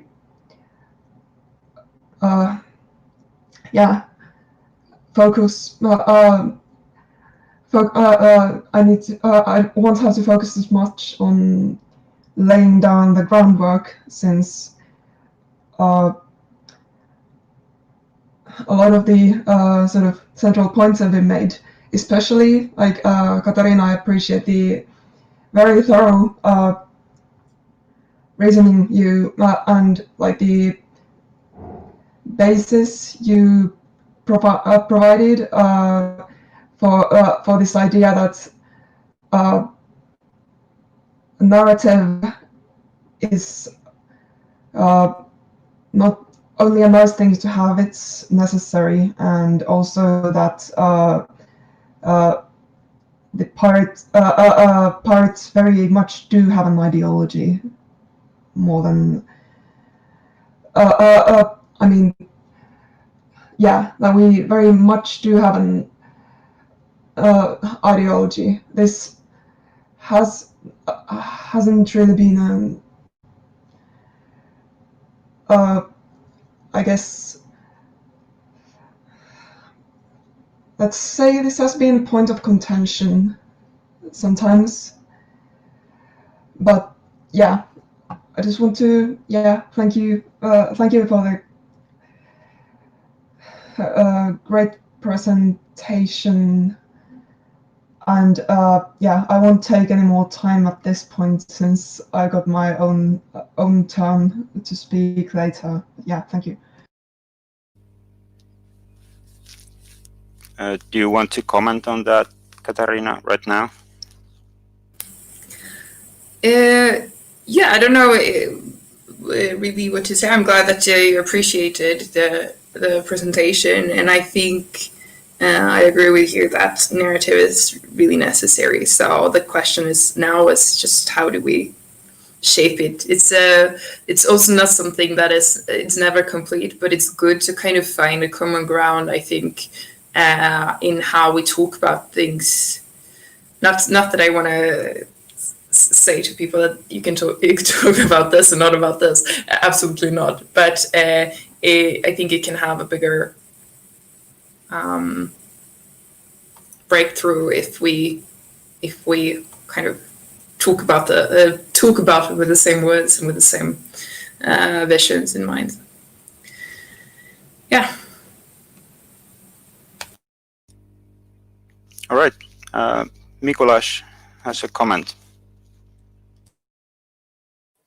I promise I will add some question at the end. But first of all, thank you very much, Katarina, for this really great speech. I feel personally very envious because you did it so nicely scientific, and I started just like an engineer, just talking about the processes.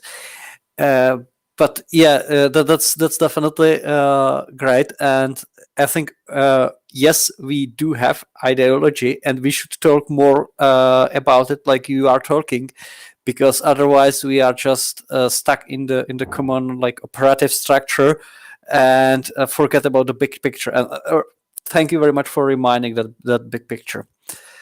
I have maybe a question regarding the practice, and I will maybe start with a comment from our top worst enemy in the parliament, which is Axel Voss. And basically, what he claims is that the data are oil for the economy in 21st century. And that's really problematic to argue with, or like it's complicated in certain sense, because this new surveillance capitalism is actually exploiting people's data in order to produce products whatsoever. Yeah, and it is, so to say, quite like effective way how to do that. In one has to admit it. Because it's kind of like similar, like in the former coal capitalism, there was the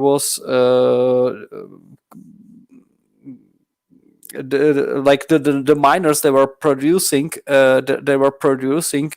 coal were in fact harsh exploited, but only those countries capable to exploit their miners most effectively were able to build great armies and conquer the other countries.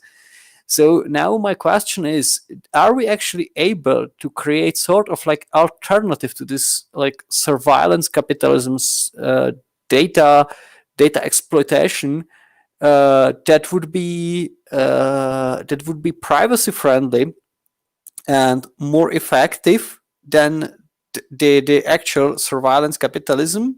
Because at the end we will have to defeat it, at least in the sense of like morally defeat it or economically overdue them.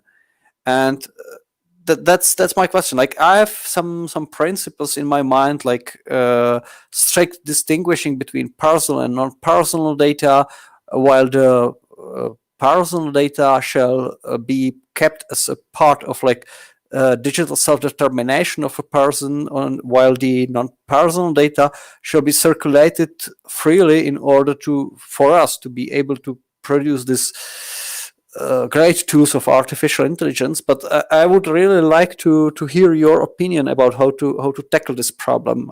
How should we be more effective than the surveillance capitalism itself? Thanks, Miklas. That's a really great question, and I think it's. I think you gave a lot of a big part of the answer. That I totally agree that we should separate personal data from like non-personal data, and non-personal data is something good that we need to use to create better services for people, and it's something that preferably should be open so that everyone can use it.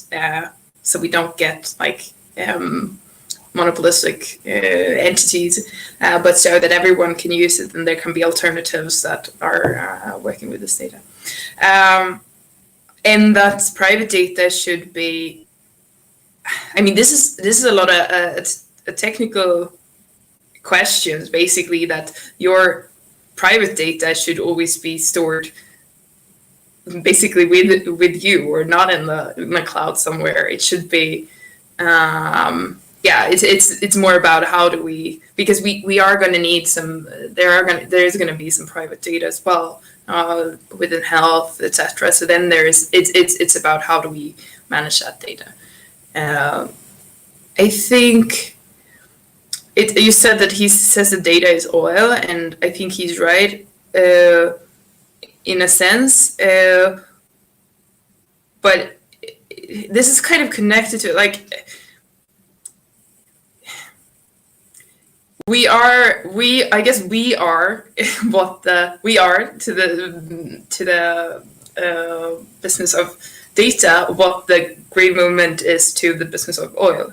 I mean, we realize that it's something that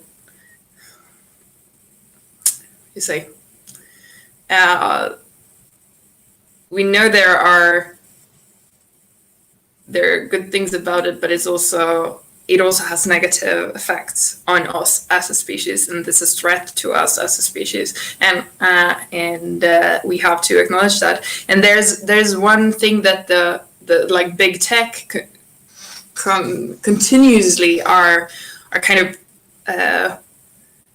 pushing out, is the idea of that this surveillance capitalistic economic logic is a result of the technology, like that it is that we can't avoid it. It's if we want these kind of services, then we need the surveillance capitalism, but that's not true. That's like misdirection that they have been pushing for a long time. And what I think we need to do is to show people that you can have the same types of services or better services without that economic logic. Because that is the truth. But then there is, of course, there's a question of money. Yeah, it's gonna be the way that companies are using surveillance capitalism. It means that they're concentrating a lot of money. I mean, the difference. And this also connects to your narrative, of course, is that in 2008, for example, these big companies, these big internet companies, were not the 5 highest rated companies in the world, but now they are, and they are really concentrating a lot of money and power in one place. So yeah, it is a very effective business model. But does it mean that we should sacrifice everything else for them to be allowed to have their effective business model when there are other options? I definitely think there are ways we can get around this problem, but it's it's hard because they've told the lie for many years that it's unavoidable if we want these services.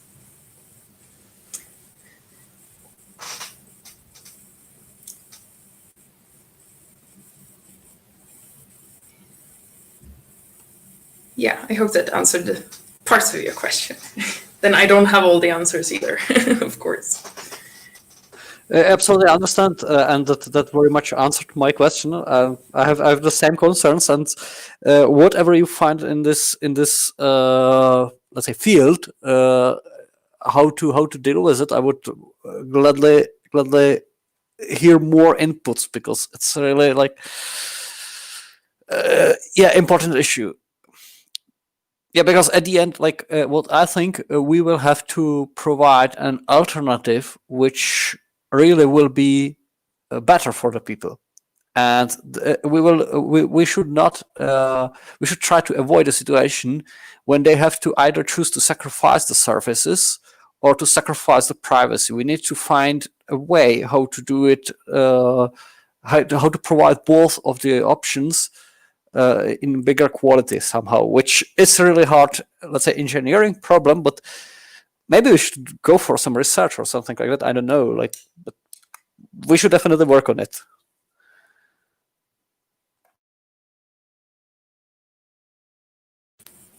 Yes, I agree.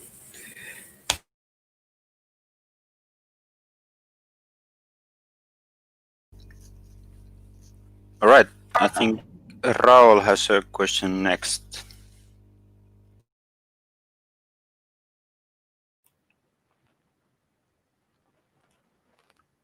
Okay, can you guys hear me? Well, I assume so. Yes. What do you guys think? Would it be okay to make, because we've been talking about idealism here. So just as an example, a concrete example in making policy like this, what do you think about our current copyright stance? Where I think it should be made somewhat milder. Like the copyright protection, the length of it, we have in our party's program that it's 10 years from the publication, whereas the actual law is 70 years after the artist's death. Now that's like a huge difference. And wouldn't it be sort of more pragmatic, not seen as sort of childish radicals, to maybe take that copyright protection to, or ask for 20 or 50 years even, instead of the 70 years after the artist's death? Because I think it would be important for us to even be moving to the right direction, whereas now we're not even getting an invitation to talk about this with anyone who has any power over it.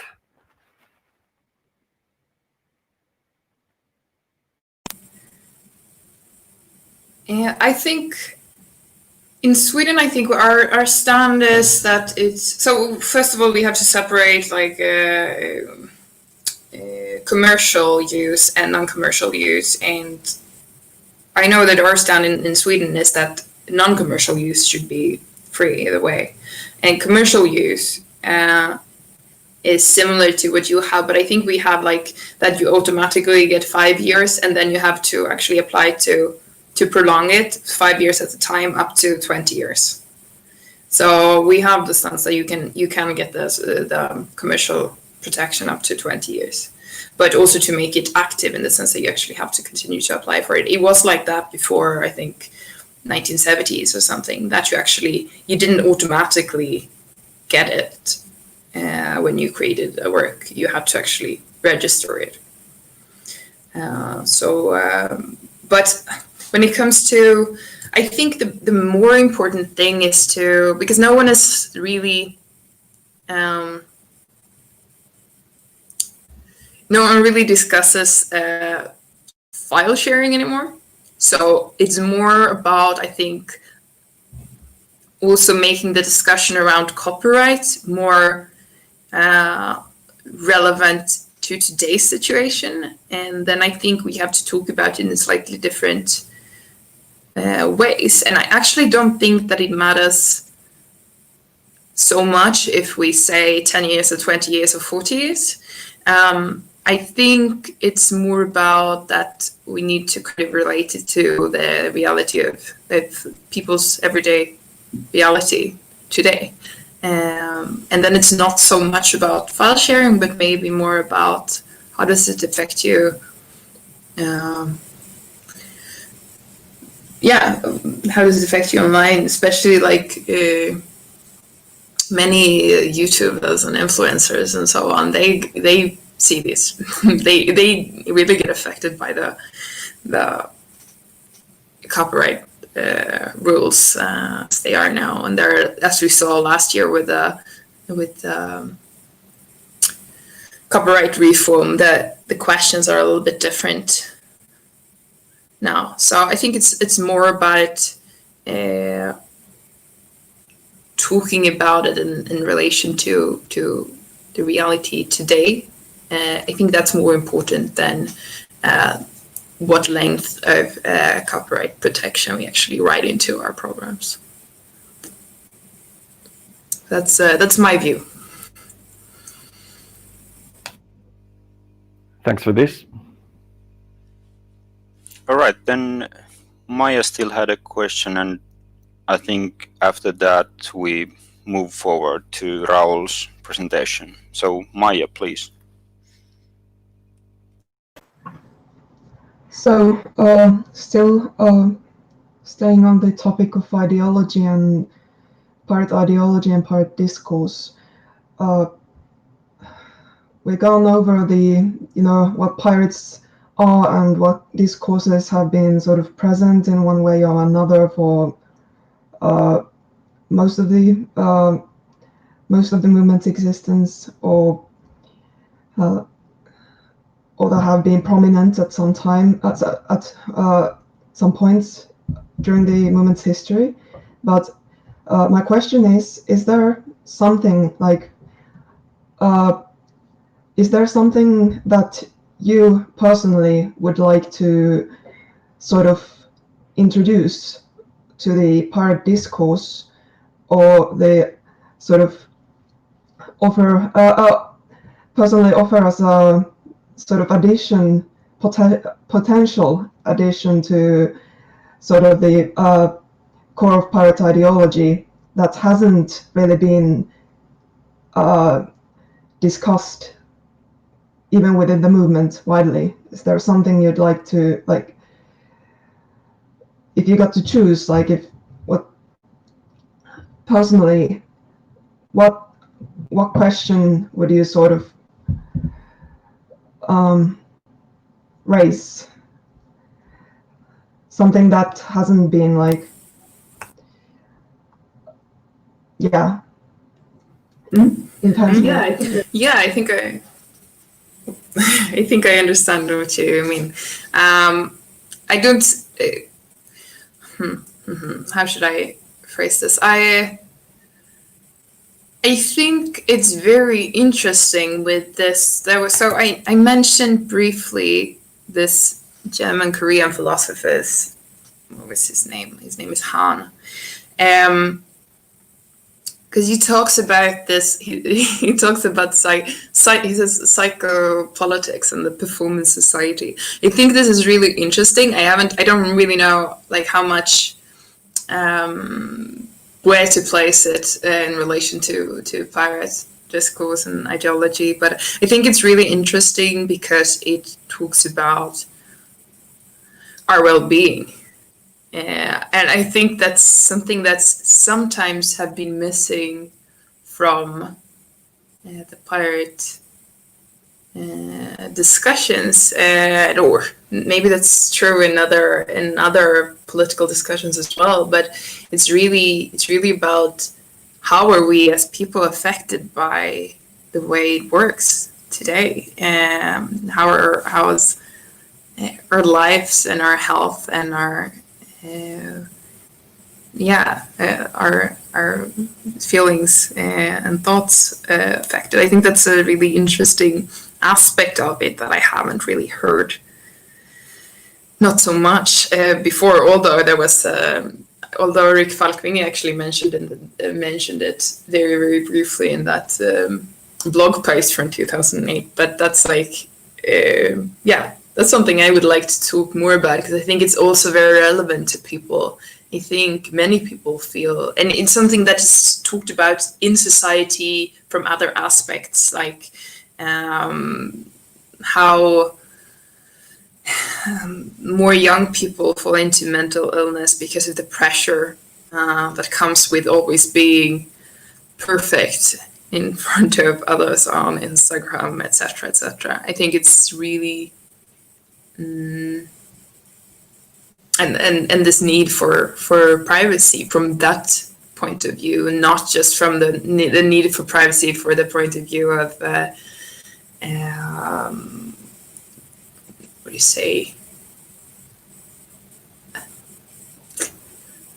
You should be treated fairly by the legal system, or for I don't know, whistleblowers and journalists, etc., that they need privacy, but actually talking about privacy from the perspective of our well-being. So I think that's what I would say that I want to talk more about. Thank you. All right, thank you, Katarina, for the great presentation, and thank you everyone for the discussion. Just one more technical question for both Katarina and Mikuláš. People have asked if they could have your slides afterwards. I believe that's possible, right?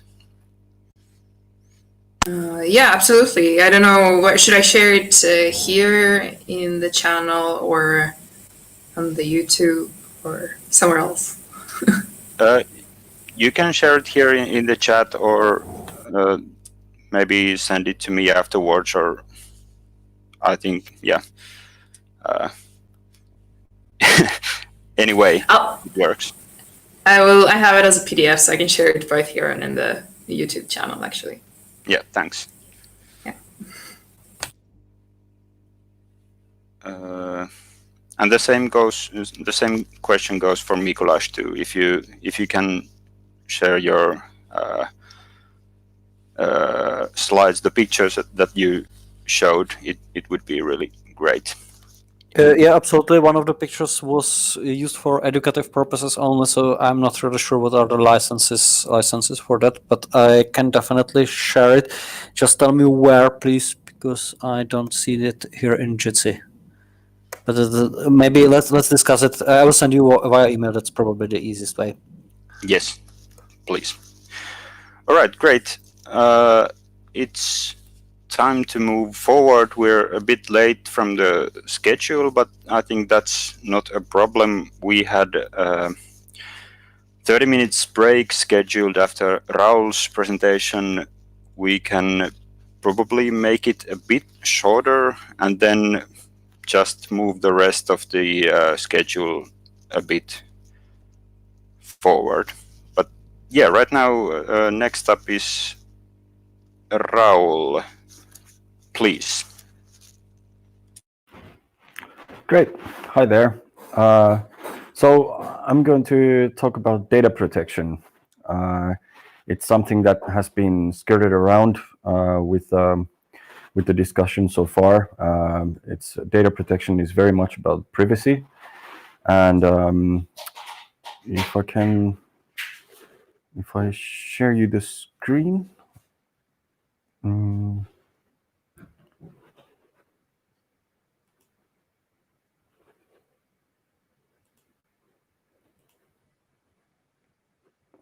Okay. There. Are you able to see it now? The presentation?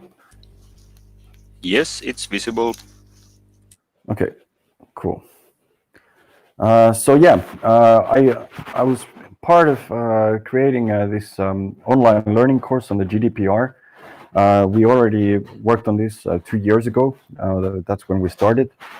Just before GDPR was coming into effect, and it was partly funded by the Internet Society and their Beyond the Net funding program, as well as the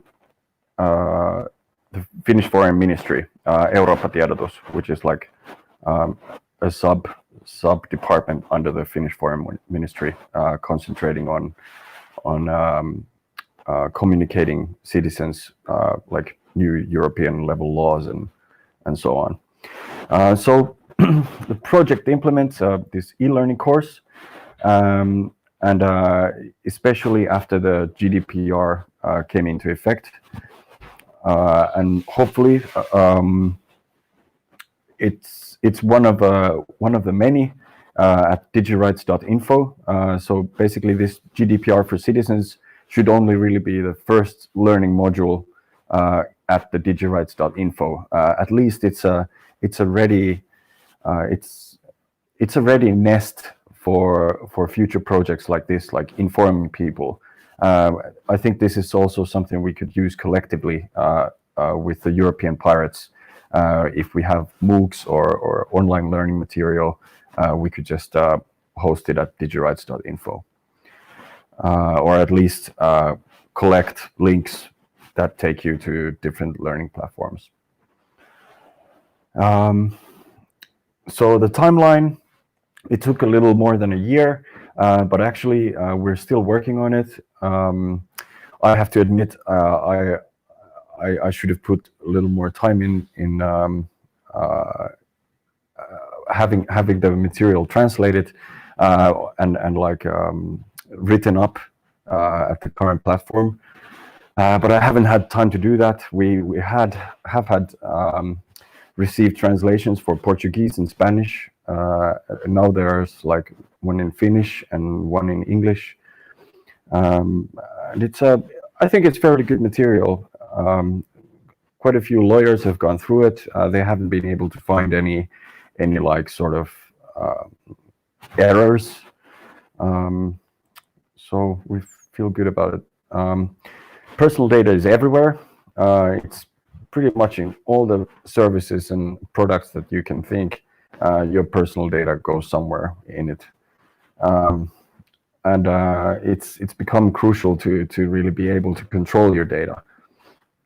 And GDPR was great for it gave you several rights, which we did have already in some European countries, but this really made it European-wide, and it gave a lot of leverage for data protection people, and even companies in other jurisdictions have to start obeying GDPR, because if they were giving a service that European citizens could be accessing to, they'd be like violating the GDPR.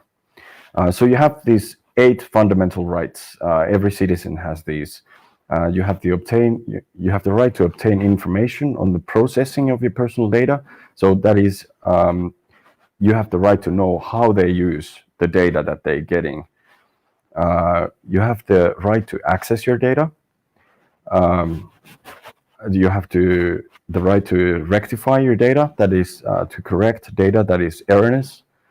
You can also ask the data controller to erase your data and to be forgotten, so that they basically take you out of all of their databases. You can also do some sort of midway solution by restricting processing your data, whereas you can selectively tell them what parts of your personal data the data controller can't be doing. Data portability, that means that the data that the company or the organization has of you can be taken elsewhere and used there. So basically it means that the data of you has to be legible in at least the machine read format, but in some common formats that you're easily you're able to access the data. Then you can object to processing of your data. So that's like a blanket objection to processing any of your data. I think that's something that you can do when if you don't like the way that or the impression that you have of the company using your data. You might have read some news that this company is not using your data responsibly.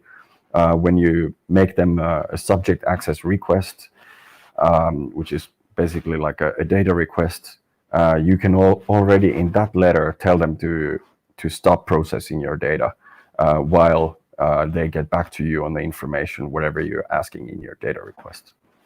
Then you also have the right to not to be subject to a decision based solely on automated processing. So that basically goes for places like, for example, insurance companies or banks, or whoever they have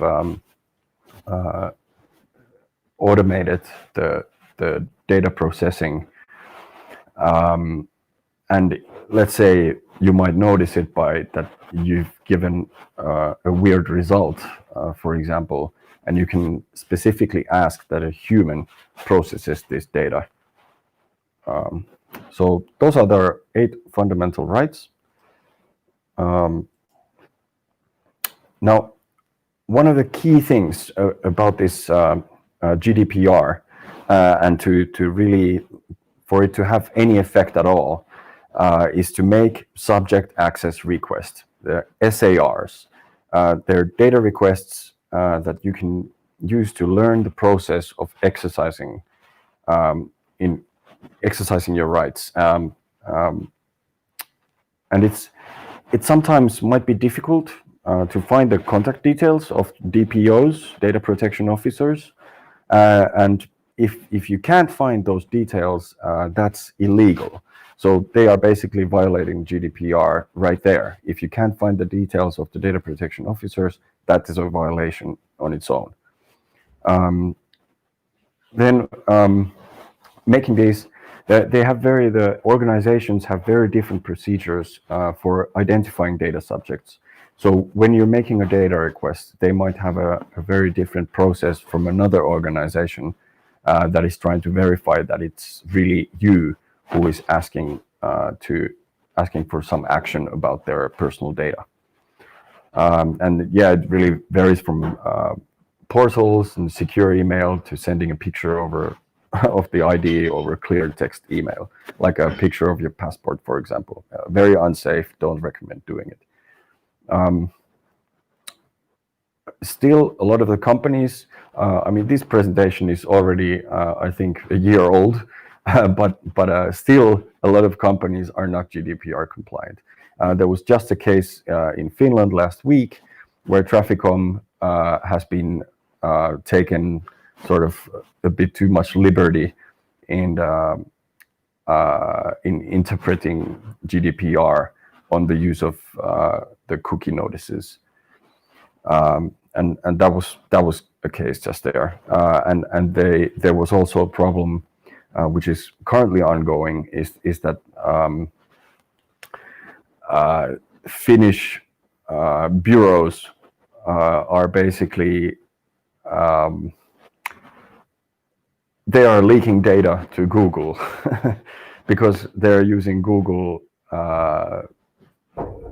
data analyzing tools.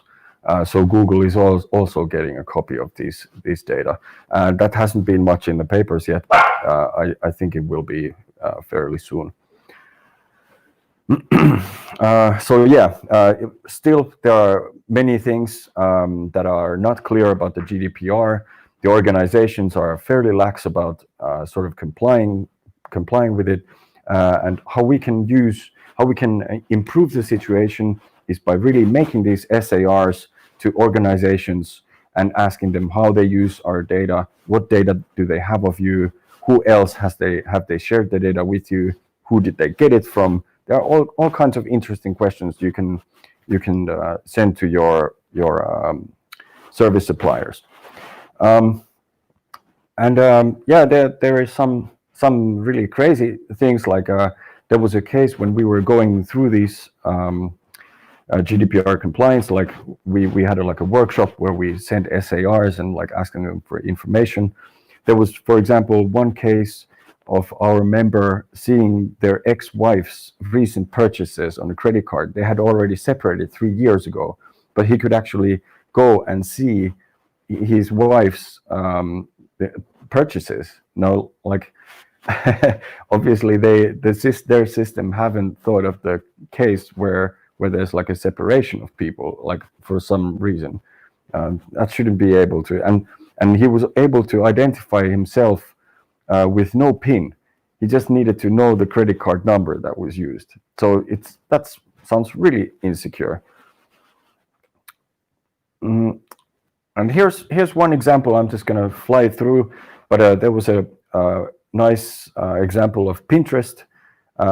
This was already a bit old example, but at the day of when the GDPR came into full effect, this was still happening. We made this. We took these screenshots just on the day. So yeah, I wanted to find their.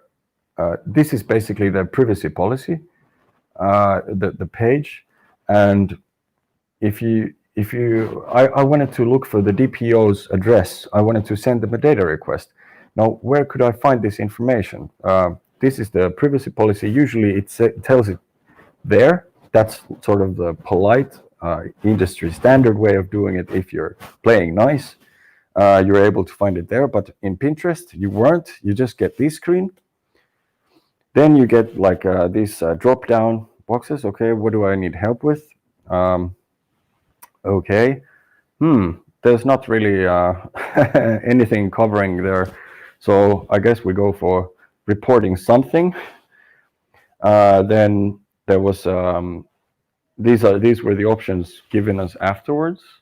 Now, still none of it really. There's harassment or privacy. It doesn't really sound like it is somewhere where you will find the DPO's address or their contact details. And yada yada yada. It still actually doesn't take you anywhere. And then you can do, I still need help. Yep.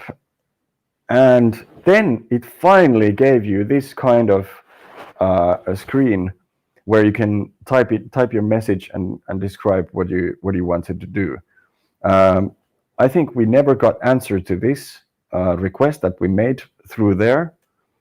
But it's really we wanted to send our own sort of email or even to a physical address, but we weren't able to do it because we couldn't find that information. This day you can go to Pinterest and they actually have that data up there. They need to, they're required by law. Now, I think one of the most useful things that even sort of more data protection savvy people can make use of in this course are the examples of SARs. So these are the subject access requests that we've done. I've sort of split one in two halves here, so you can see all of it.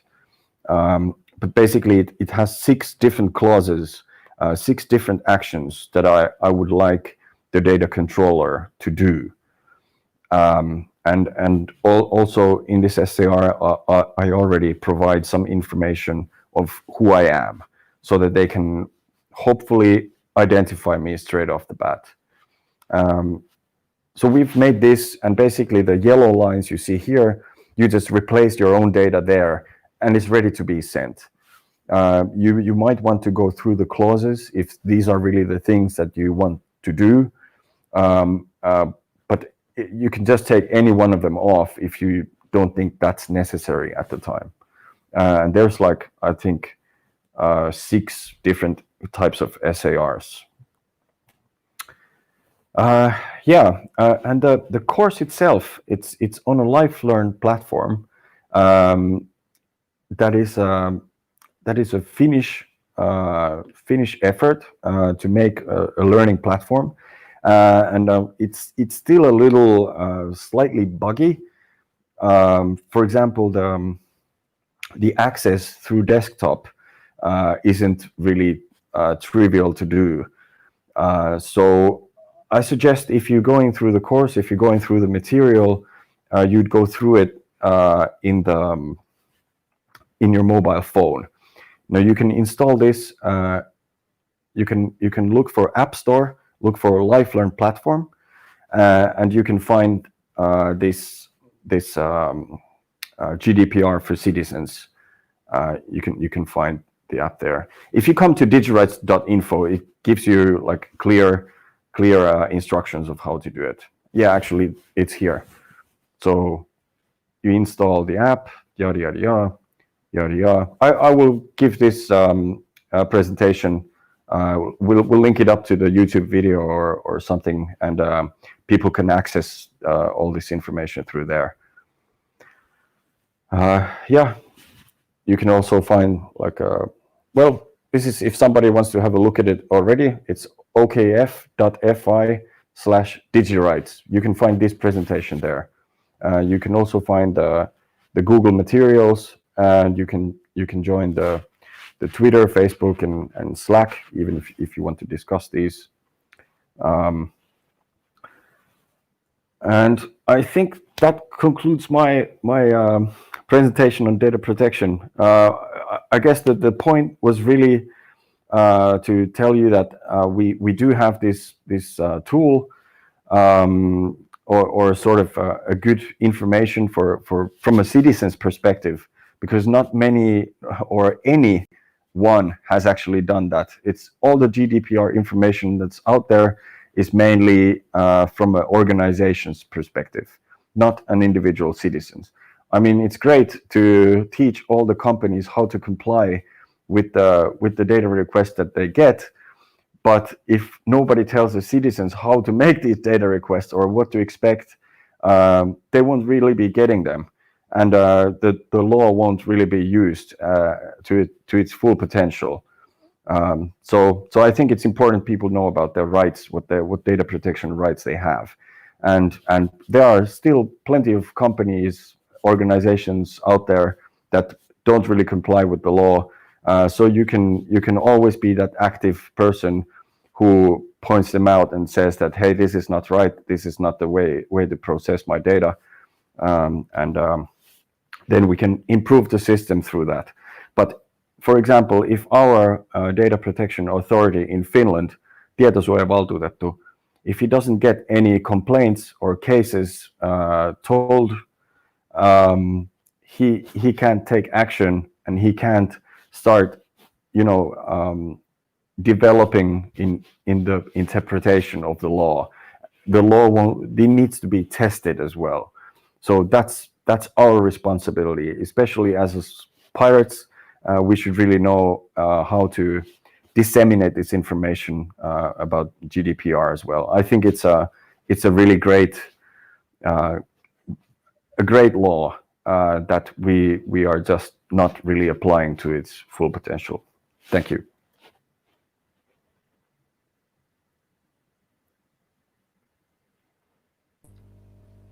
All right. Thanks, Raul. Do we have any questions for Raul or discussion?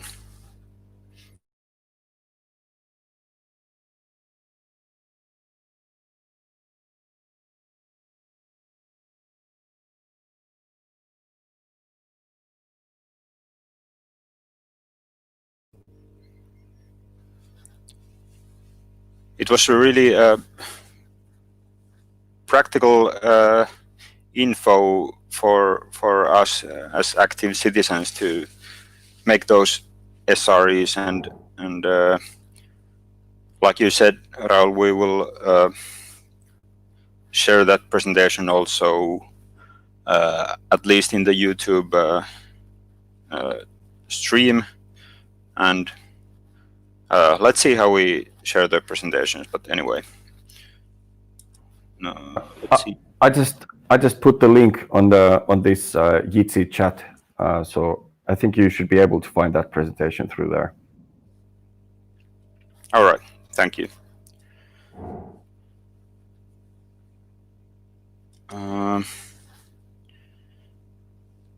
If there are no more questions for now, I think we can move on to the 30 minutes break. Raul was quick with his presentation, thank you. So let's do that. Let's continue at 2:15 with Maya's presentation. Thanks everyone for the speakers so far, and also for all of the discussion. This has been very I've been very happy with all this discussion. See you in half an hour.